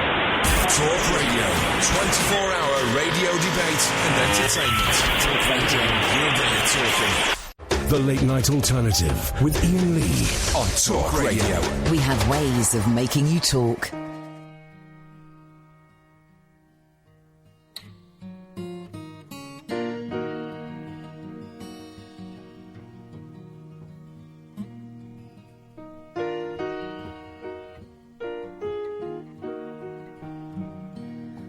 Seen the arrow on the doorpost saying this land is condemned, all the way from New Orleans to Jerusalem. I traveled through East Texas, where many martyrs fell, and I know no one can sing the blues like Blind Willie McDowell.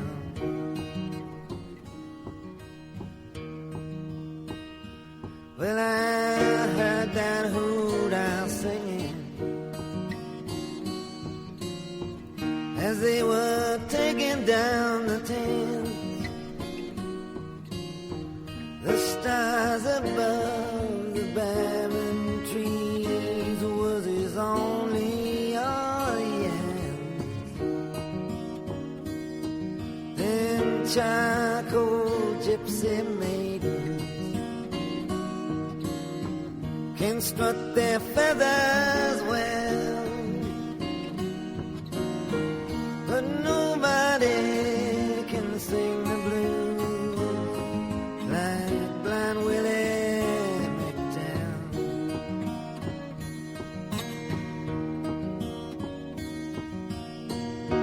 See them big plantations burning, hear the cracking of the whips, smell that sweet magnolia blooming, see the ghost of slavery ships. I can hear them tribes moaning, hear that undertaker's bell.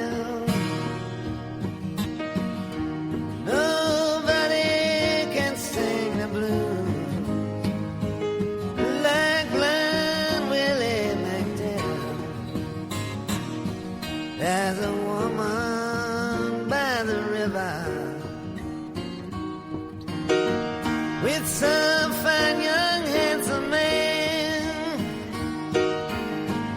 is dressed up like a squire. Bootleg whiskey in his hand. There's a chain gang on the highway. I can hear them rebels yell. And I know no one can sing the blues like blind Willie McDowell.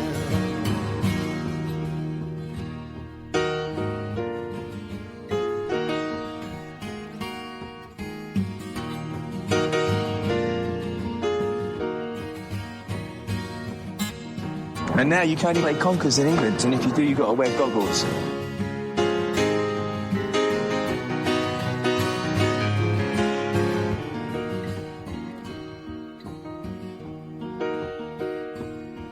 Where God is in his heaven,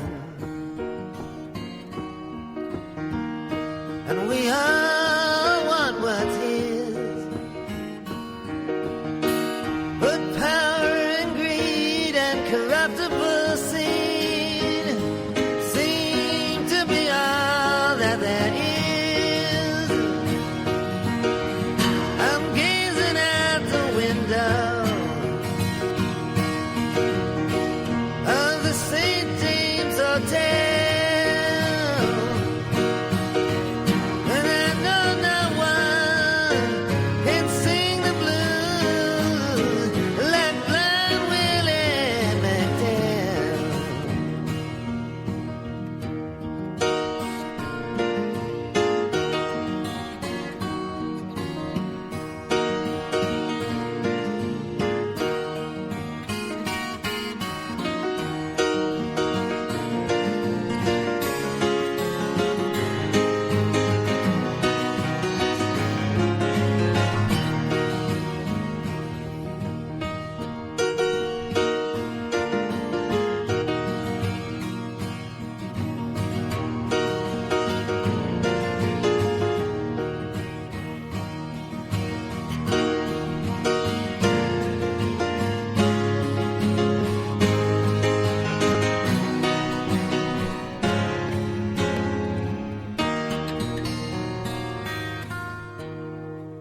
That was A Crowded House and Sunshine Bum Fun, and really enjoyed that. I'm getting hassled like on my own personal text service from Ghana, who says, "I'm listening in." Yeah. So my mate Paul, I'm listening in, and Paul McCartney said Crowded House is what the Beatles would sound like now.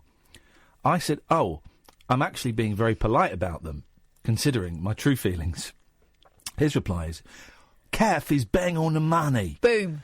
You need to listen to more than the singles." You do. So then I thought quite sensibly, sent him a text saying, "Make me a tape."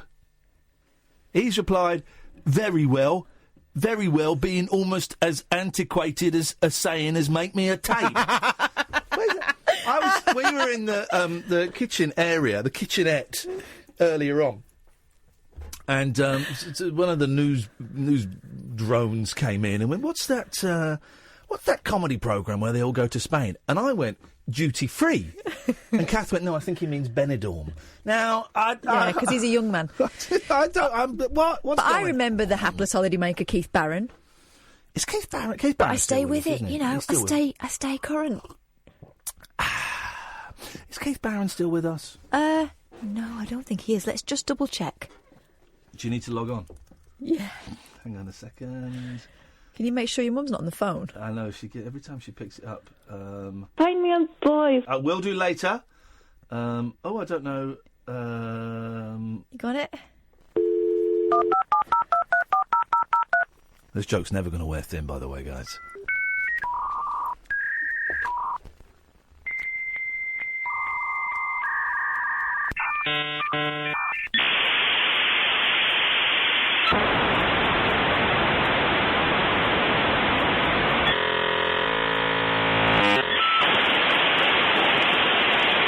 You should be on now.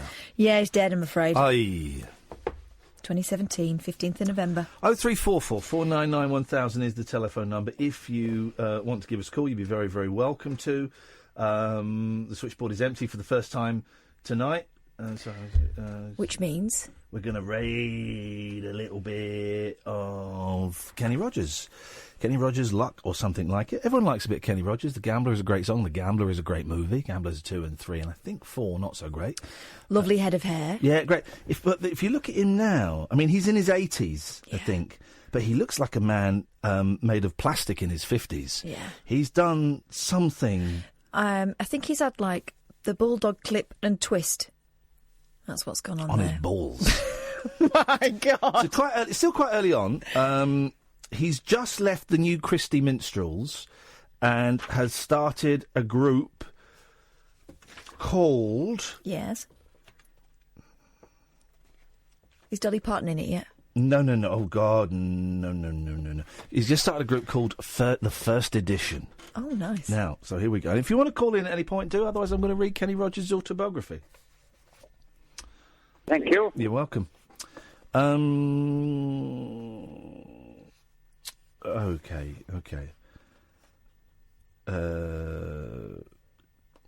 Okay, here we go. Right, I jumped ahead. Right. So, when we started looking for songs...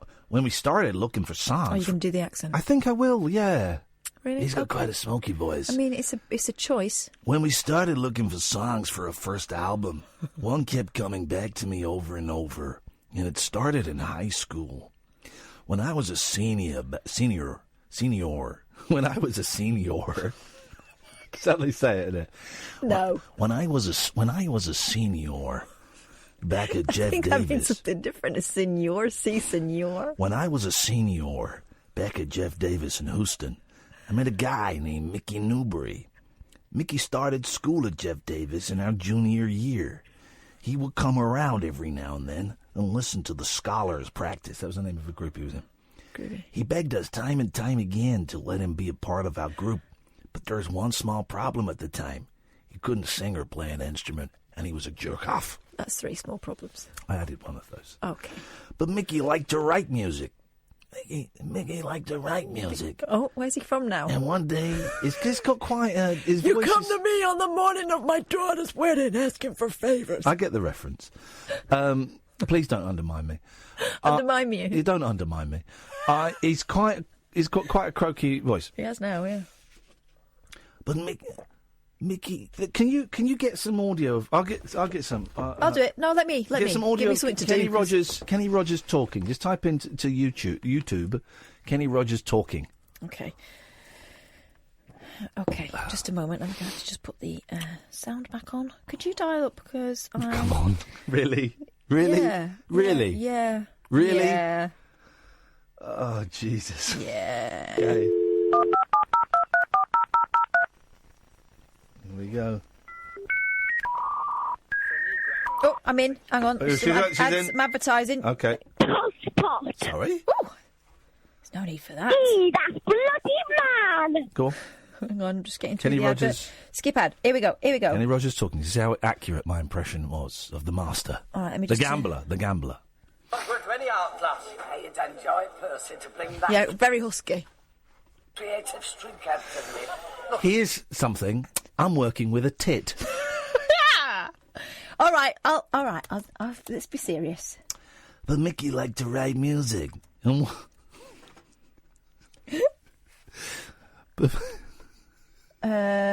But Mickey liked to write music.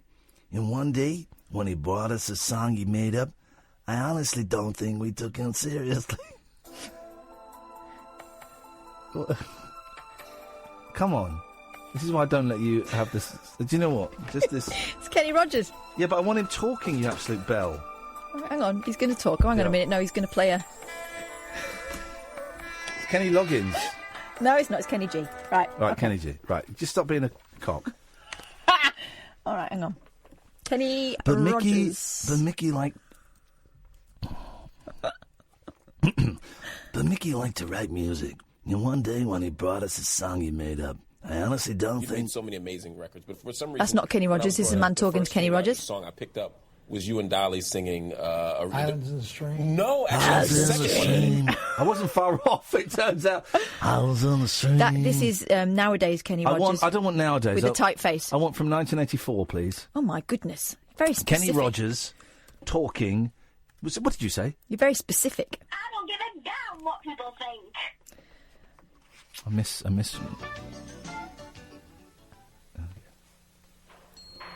It's a little skit with Kenny and Dolly. I don't want to remember. No, he's going to speak. You decent? No, but I try to be. Ooh! You're not actually helping things. Please turn it off. He just talks like a normal person before he had his face... But Mickey liked to write music, and one day when he brought us a song he made up, I honestly don't think we took him seriously. You'd have to know Mickey to appreciate this, but he wasn't insulted in the least. This guy never met a problem he couldn't solve if he put his mind to it. His solution was he would go home and lock himself in his bedroom for a month or two and practice. No one saw him for the entire summer. Nobody want him? Saw him for the entire summer. I don't know how he did it, but the next time he sang and played guitar for us, we were dumbfounded. He could play, and he could really sing. He was now way too good for our group, and he knew it. For those of you who don't know him, Mickey went on to become one of the premier singer-songwriters. What's that? Your premier singer-songwriters. Mickey went on to become one of the premier singer-songwriters. Mickey went on to become one of the premier singer-songwriters in any genre of music in his generation. In 1966 alone, he pulled off the incredible feat of having written... Is that a band? He pulled off little feat of having written 3 #1 songs and 1 #5 song across 4 different categories: pop rock, R&B, country, and easy listening. If you've never heard Mickey sing, you owe it to yourself to find one of his albums and just sit down and listen to this guy. Now we're getting to the crux of the story. Good. Mickey sang and played one of those songs for me years later, long after high school. It was called Just Dropped In to See What Condition My Condition Was In. Is that real? You know the song? No. You know the song? No. Oh, yes, you do. Oh, no, I don't. Oh, yes, she does. I really don't. It's one of the most famous songs ever in the world. Well, I don't know it. Oh, yes, you do. I really don't. So she really does. I don't know. It's one of the most famous songs ever in the world. Prove it, you plug. Now then, boys and girls, do you want me to get Katherine to apologise to me? I can do. Katherine, go on to YouTube. Yeah. Kenny Rogers. Yeah. Condition. Yeah. Then listen to it. Even Sam knows it. Do you know it, Sam? You'll know it when you hear it. No, you don't. Yes, No one knows it. Have you seen the movie The Big Lebowski, Sam? No. Oh, maybe he doesn't know. I haven't either. Okay. You know... Everyone knows this. Nope. This is Kenny Rogers. Correct data. Listen to this.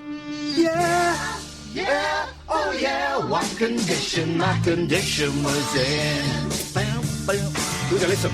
I woke up this morning with the sun down, shining in. Kat knows it. She's pretending. I don't.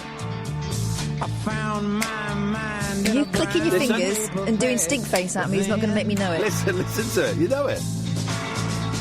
I tripped on a cloud and fell 8 miles high. Wow. I tore my mind on a jagged sky. It sounds like the most baloney excuse for being late. My condition was No, I don't know it, mate. Yeah. No. Yeah.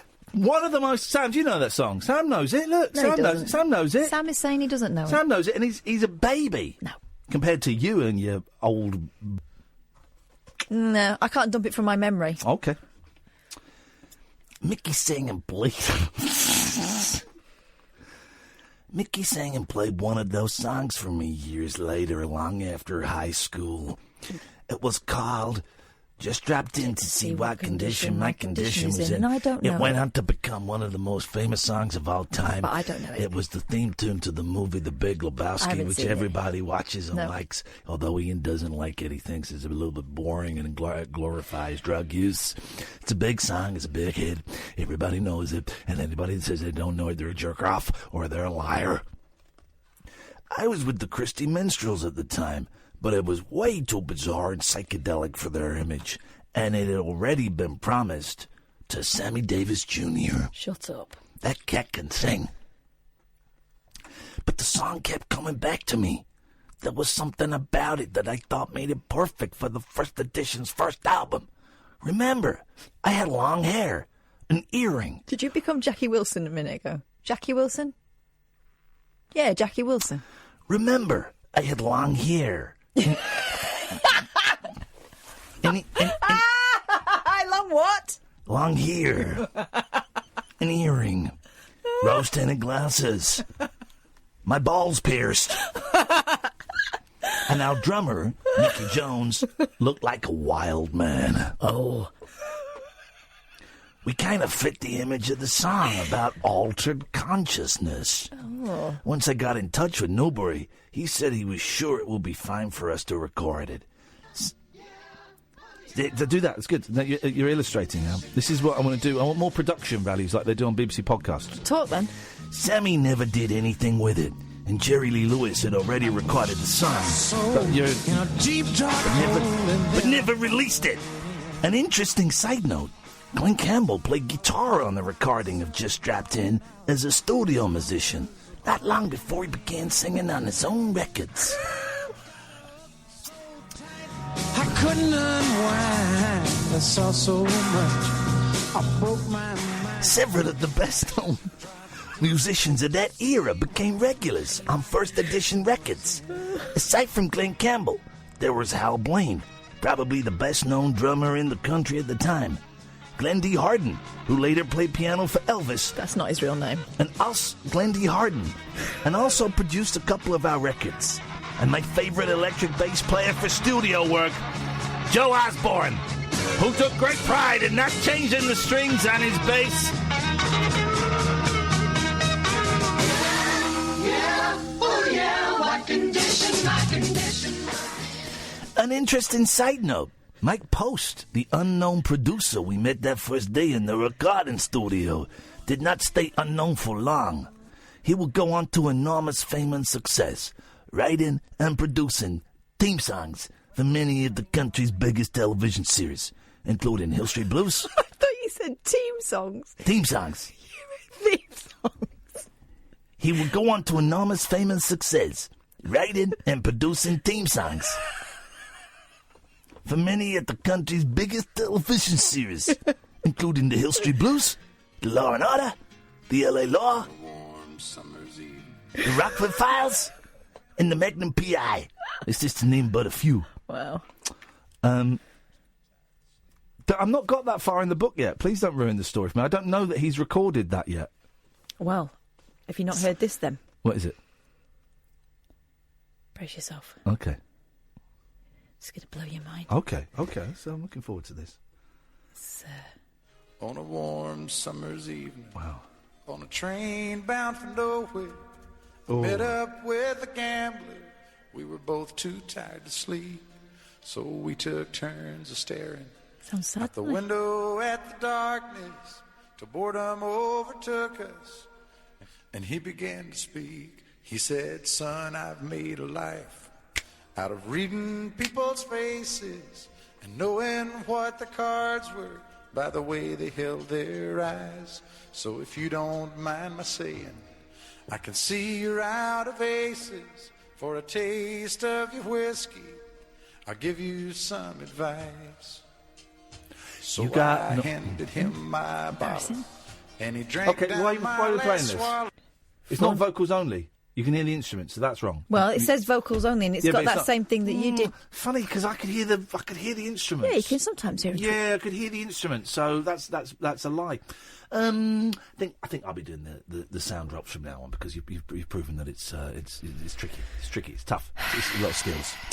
Let's take a break. Then when we come back, more from Kenny Rogers. The Late Night Alternative with Iain Lee. Unfiltered night talk with the original king of unconventional conversation on Talk Radio. We have ways of making you talk. 0344 499 1000 is the telephone number if you want to give us a call. You'd be very welcome. Let's jump forward and Right, so I'm on page 91. I'll go back to that in my leisure. Tell me when to stop. Now.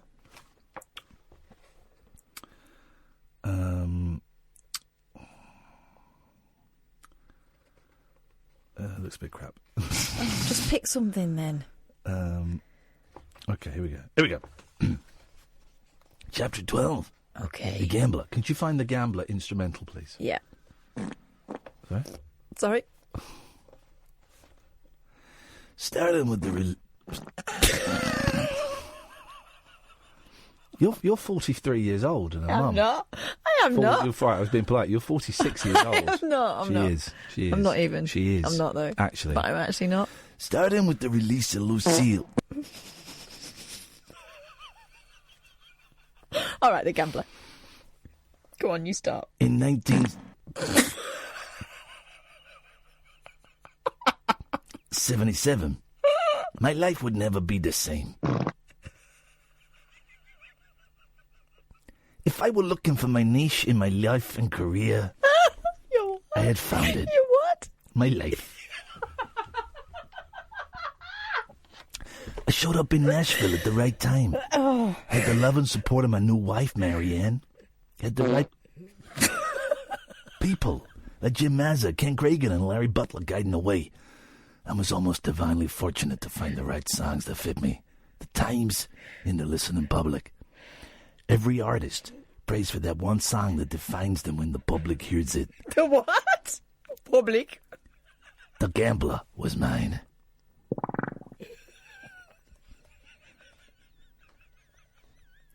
I gotta admit that things moved so fast during such a short period of time. The parts of it are like a blur to me.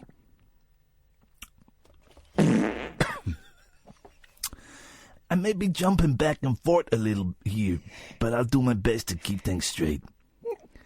If Lucille launched this rocket, my work with Dottie helped fuel it. The Gambler sent it even higher. The Gambler is a song written by veteran Grammy-winning writer Don Schlitz. His name is what? Don Schlitz.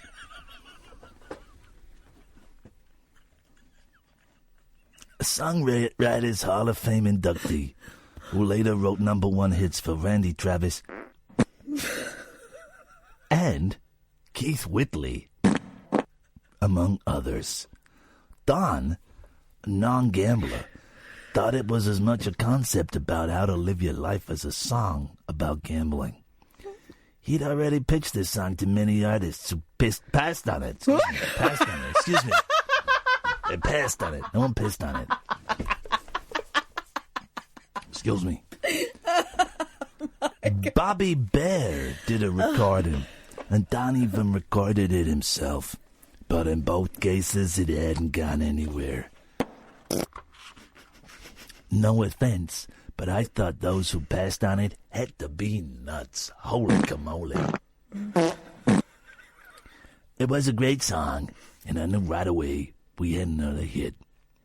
Don's story in itself is pretty great. Not only is he a non-gambler, he was a 22-year-old computer programmer. On the day the Gambler came to him, he was walking to work when he wrote the song in his head beginning in order from the first line on a warm summer's evening on a If train. you write anything on your... Bound for nowhere. By the time he showed up at the office, he had finished it. Like many songs, country or otherwise, the whole enterprise was a burst of pure inspiration, including these now classic lyrics. Have a listen. It's me singing it on Kenny Rogers. Too tired to sleep, so we took turns of staring out the window at the darkness till boredom overtook us, and he began to speak. He said, "Son, I made a life out of reading people's faces, Can you do the voice? knowing what the cards were by the way they held their eyes. So if you don't mind me saying, I can see your outer face." Yeah, and now I'd like to let you hear me sing in the chorus. Goes like this. You got shit. I'm in verse 2. I'm gonna put that. I'll put that. So go and get my book. All right, and I'll do the sound effects then. Okay. I'm going to do that. All right, I won't be a minute. I have to go and get my book. Kath's going to get her More book. intellectual than yours. Okay. Okay. So, sorry, guys. Listen, if you don't phone in, if you don't phone in, this is what you get. It's your fault, Sam. You sit there looking sour, but it's your fault for scaring people away. 0344 499 1000 is the telephone number if you want to give us a call. You'd be trust me, you'd be very welcome, because this is poor. This is poor radio. This is the worst.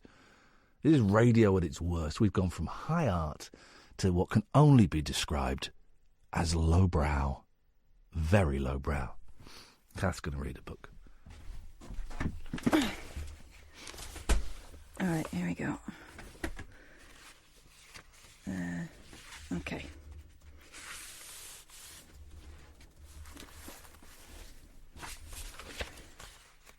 Here we go. Let me just find this bit. This is a bit you're going to like. Okay. There we go. Okay. So did you just skip to this chapter? Quick recap for those just joining us. My life is a lot more interesting than an encounter with Donald Trump, but I get it. Still, of all the people who I had sex with, why couldn't the world obsess over one of the hot ones? So, let's go back to July 13th, 2006. It was really hot for Lake Tahoe, even for July. I was sitting in the back of a golf cart at Edgewood Tahoe. I was going to do some sound effects, right? And I was going to do sex sound effects. They're so obvious. So I'm watching a video of two cats having sex. Oh my God! I've never seen it before. Here's the ironic thing. Haven't they got hook penises? They're doing it doggy. Look at that. Have you ever seen it? I've heard it because they make an awful racket, don't they? It does not look like fun.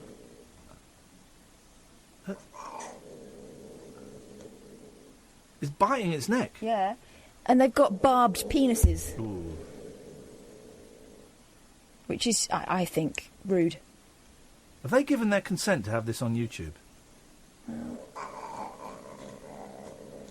think it's...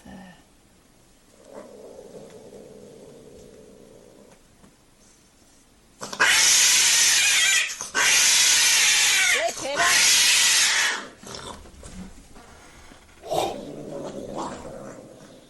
It's too late licking it, love. She is not happy about that. Oh, flipping heck! That's two cats just having sex on a bed. They were on a bed. I don't know about you, but that's put me right off. Cats and beds. Wow, that's outrageous. Okay. Do you remember the moment you realised that, like, dogs and stuff were filthy? Say that again. Well, when you're little, a dog is just like a cute Disney friend, isn't it? Yeah. Like all floppy and cute and, you know, a bit stinky. Oh, and what, stuff. Mummy, why is that? What are those two dogs doing? Oh, it's Yeah. one can't walk and the other one's pushing it along. That thing. Yeah. I remember it a dog fittingly named Blue mounted me once in front of, like, my parents and their friends, and they were all laughing so much, and I didn't know why. And then you have puppies. Yeah, I did. They were beautiful. Little spaniels. The worst noise is a fox. I mean, it sounds like Oh, a baby. I I'm going know. to say a horrible phrase. Sounds like a baby being murdered. It's awful. Let's have a listen.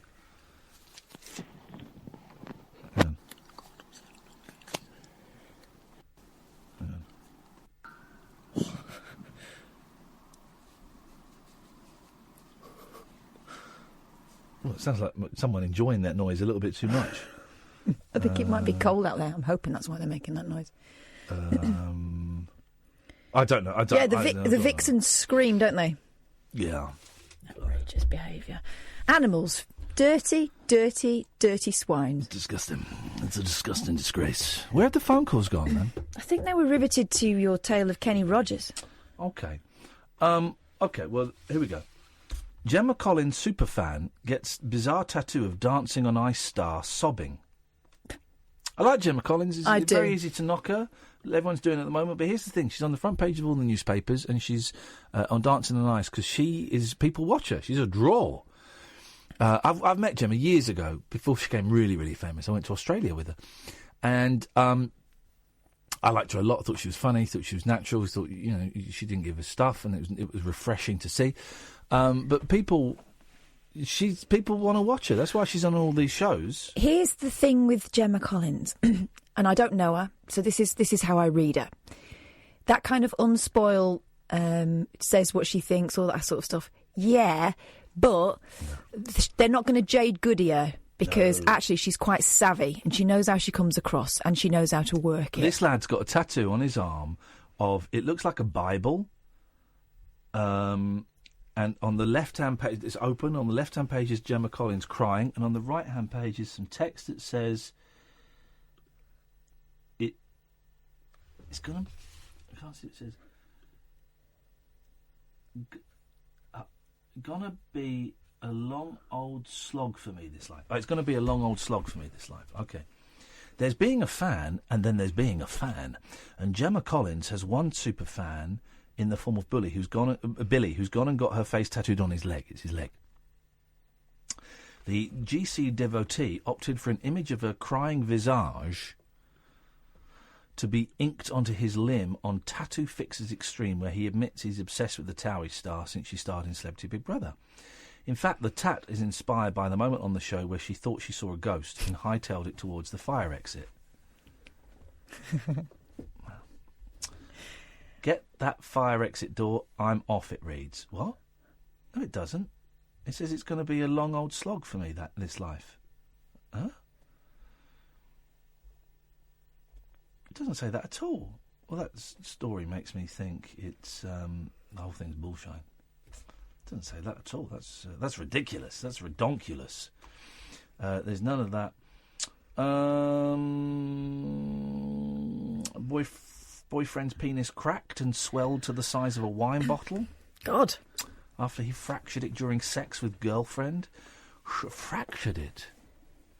Sean Marsden was having sex with his girlfriend, Louise Gray, on December the 22nd. Left writhing in pain after the pair... heard a loud crack while getting intimate. Flippin' heck, man. Please call in and stop this, because I don't want to read this out. 0344 499 1000. There'll be someone listening now who's experienced this. Rushed to hospital where surgeons repaired a penis fracture and torn urethra. Oh, blimey, you don't want to tear that. Not your Franklin. A painter and decorator... Huh? Oh, like Aretha Franklin. Okay. Her name doesn't sound right. Franklin, is that her name? Franklin, yeah. Franklin? Yes. Franklin? Yes. Franklin? Yes. It doesn't sound right, does it? Franklin? Yes. Franklin. Like Franklin Mint, who makes the nice coins and plates. Franklin. It's kittens. Franklin doesn't sound like a name at all. Franklin. Franklin. Franklin. Franklin, Franklin, Franklin, Franklin, Franklin, Franklin, Franklin, Franklin. A painter and decorator fractured his Franklin while having sex with his girlfriend.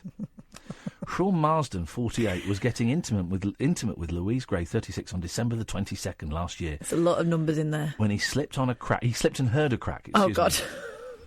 Writhing in off-the-scale pain... Flipping heck. The human body is a really horrible thing. One day, my dream is that we can just chop our bodies off and just have our heads on trays. And that's all, because bodies are disgusting. Your head on a tray, however. Yeah, that's fine. Writhing in off-the-scale pain, Mr. Marsden watched in horror as his penis swelled to the size... He watched in horror as his... Hang on, I need to get... Hang on, there's SFX. Yeah, no, I've all right, let's see what you're going for, and then I'll show you mine. Hang on a minute, I don't know what to type in. Here we go, he filmed it. Oh, no, I haven't got it. This is the one I was going to do. Hang on, let's just make sure there's no advert. Here we go. This is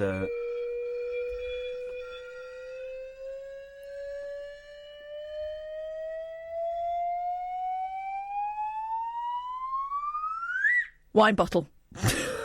That was me playing that sound. It was me. Hang on. We were both playing the same sound at the same time.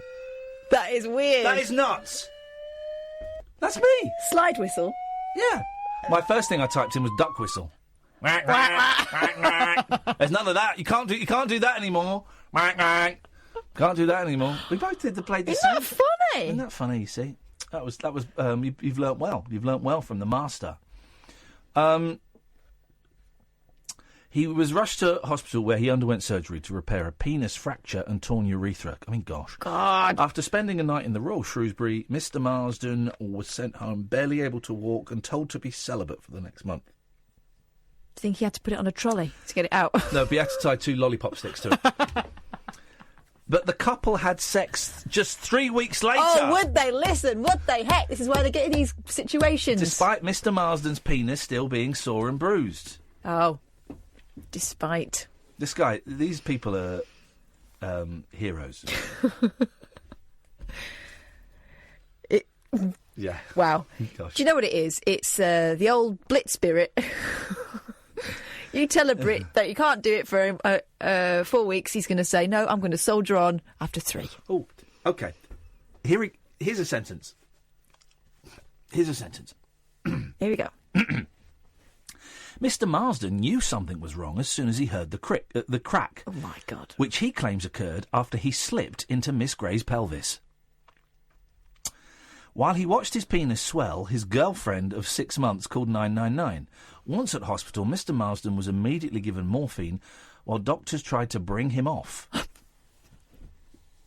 Actually, what it says here is almost as bad. While doctors tried to get to the bottom of the problem. After a penile exploration... Oh, my. Surgeons repaired his damaged muscles and torn Franklin. Mr. Marsden. Mr. Marsden was discharged the following day with painkillers as well as a temporary catheter to carry urine out of his body while his Franklin healed. Wow. His penis. Can you imagine the phone call to the boss? I can't come in. I broke my cock. Banjo. No, snapped it. His penis also had to be wrapped in bandages with a plastic rod along the shaft to ensure the muscles repaired straight. Oh. Mr. Marsden, who admits to having a high sex drive, was initially convinced he would never get intimate again, with the very thought making him nauseous. Ms. Gray, who claims the ordeal has left her traumatised, was also worried about hurting him and felt guilty for the pain her boyfriend suffered. On the road to recovery, Mr. Marsden couldn't wait to have sex again and assumed his frequent erections meant his penis was healed. But he adds the first time was painful. Pride of Britain for Mr. Marsden, I think. The couple, who used to have almost daily intercourse, have only had sex twice since the incident. I'm definitely going to be more careful in the future, he said. We need to be more gentle. I can't afford for that to happen again. Poor lad.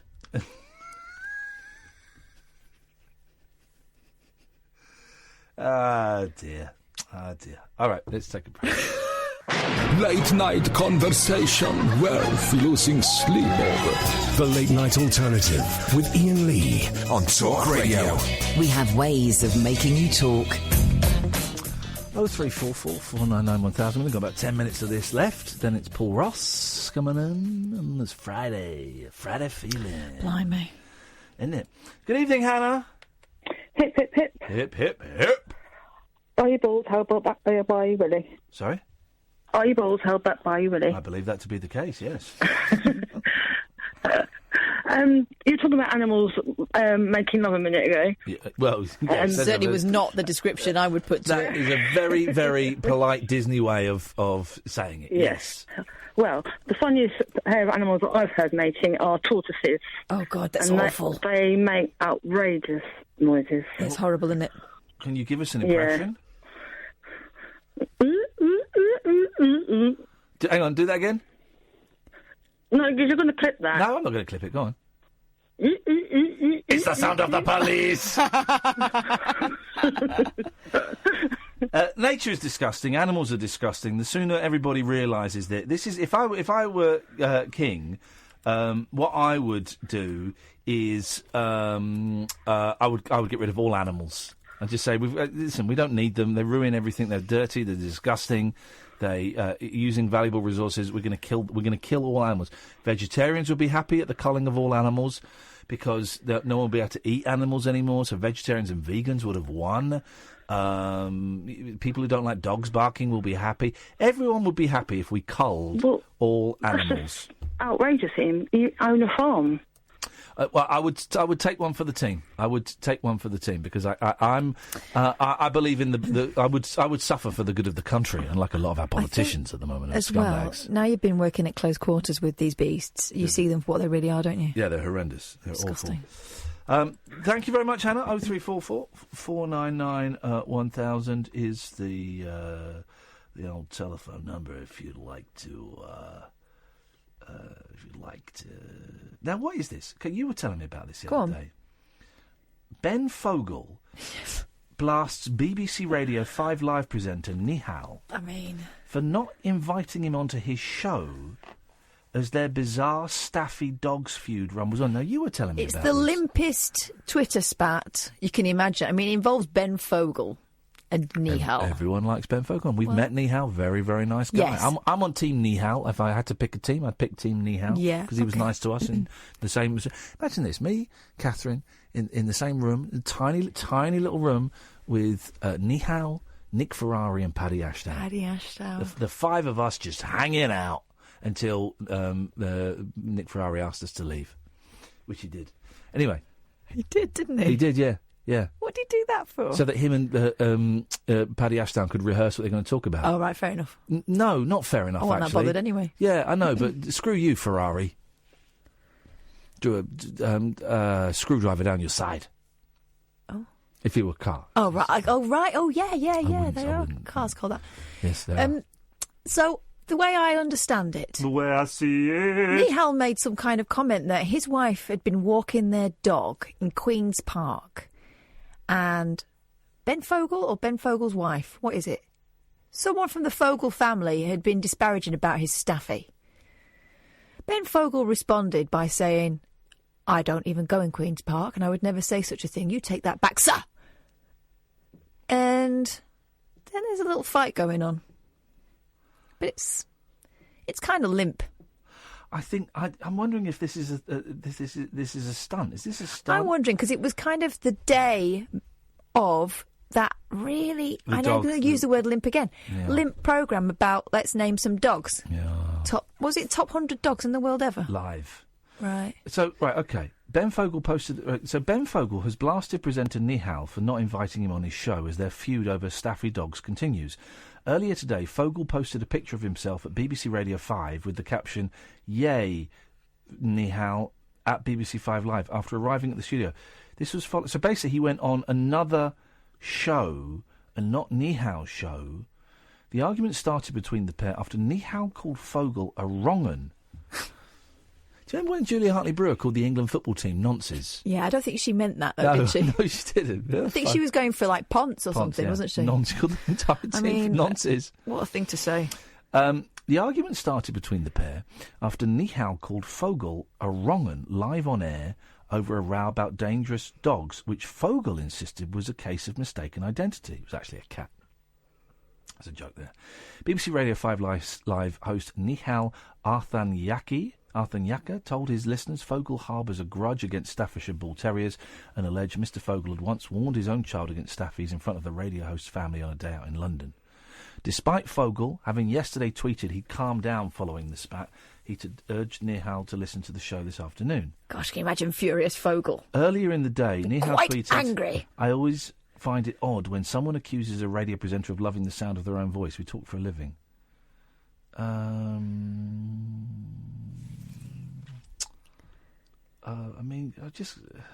Guys.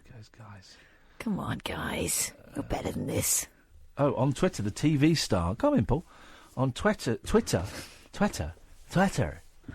TV star, that must be Fogle, went further, promising legal action. In a tweet, he wrote, I've just been sent a recording from the Real Nihal show on BBC 5 Live, earlier in which a caller made an untrue and libellous accusation about a fictitious encounter. I've never even visited Queen's Park. I will be seeking legal action. I love all dogs, especially staffies. #Wolf. No, it's bullshit. Yeah, no, he Made up. Yeah. Made up. But good one, guys. Good one. We were almost there, standing outside Broadcasting House watching the fight. Yeah. Imagine. Oh, come in, Paul. Manly. Come in, Paul. Hey, Paul Ross. Just kind of winding down a little bit here. It's kind of a very mellow vibe tonight. You got a cheeky grin. What's going on? My last one of the week, and I am really looking forward to this show. I'm slightly worried about making you two, dare I say it, jealous. Go on, what you got? It's very much your story. As you know, 50 years ago, March, John married Yoko. Yeah. 50 years ago, April, they were doing their bedding in Montreal. Yeah. And they recorded Give Peace a Chance. You've not got the bed coming in, have you? Even better. We've got the girl who was there as a teenager. Yeah. She got the lyrics after the event. She's in the film of it. She's waiting through the glass there. Her name is Gail Renard, great broadcaster and comedy writer. Wow. So we have got a hugely important slice of social history. That's incredible, man. You know, she's going to tell us the story herself. She's written a brilliant book about it. She's going to tell us the story herself. But it involves John Lennon even phoning up her mum to reassure her, Right. Don't worry, love, she'll come to no harm. I'm going to put you on the spot now. You haven't got the name of the book, have you? Because I'm I've got it outside. I'll go and get it. Get it. We'll give it a plug, because I'm ordering that. I'm having that bad boy. Give me a chance. There we go. Look at that, man. Give me a chance. Gail Renard, My 8 Days with John and Yoko. Look at that picture. What a picture to have. Great. What a What picture. a story. What a picture to have, What a Gail. photograph. Nice Poor to old wave girl. at you. There we know. No, that's a different song, isn't it? Whoa. Anyway, so that's the first hour of the programme tonight, folks. And later on... You just sold one, Gail. I'm ordering that. You just sold one. You sold two, actually. That's that holiday in Bognor Regis sorted out for Gail Renard then. And we're also crossing live to the States to a Beatle expert, a Beatle museum runner, because, of course, Peter Jackson's getting his hand on 55 hours of Let It Be footage. Let's hope he doesn't colorise Hard Day's Night, though. Leave that alone, big fella. I'm so excited, because I love Let It Be. The film, Let It Be, guys, if you want it, it's on YouTube for the moment. It won't be for much longer, because someone will get wise and pull it. It's such an uncomfortable... That moment when George and Paul says, I'll play it any way you want to play it, just tell me how you want to play it. But both George and Ringo quit the band at various points in there. But the thing, let me get geeky for a second. I don't think Let It Be is very well made.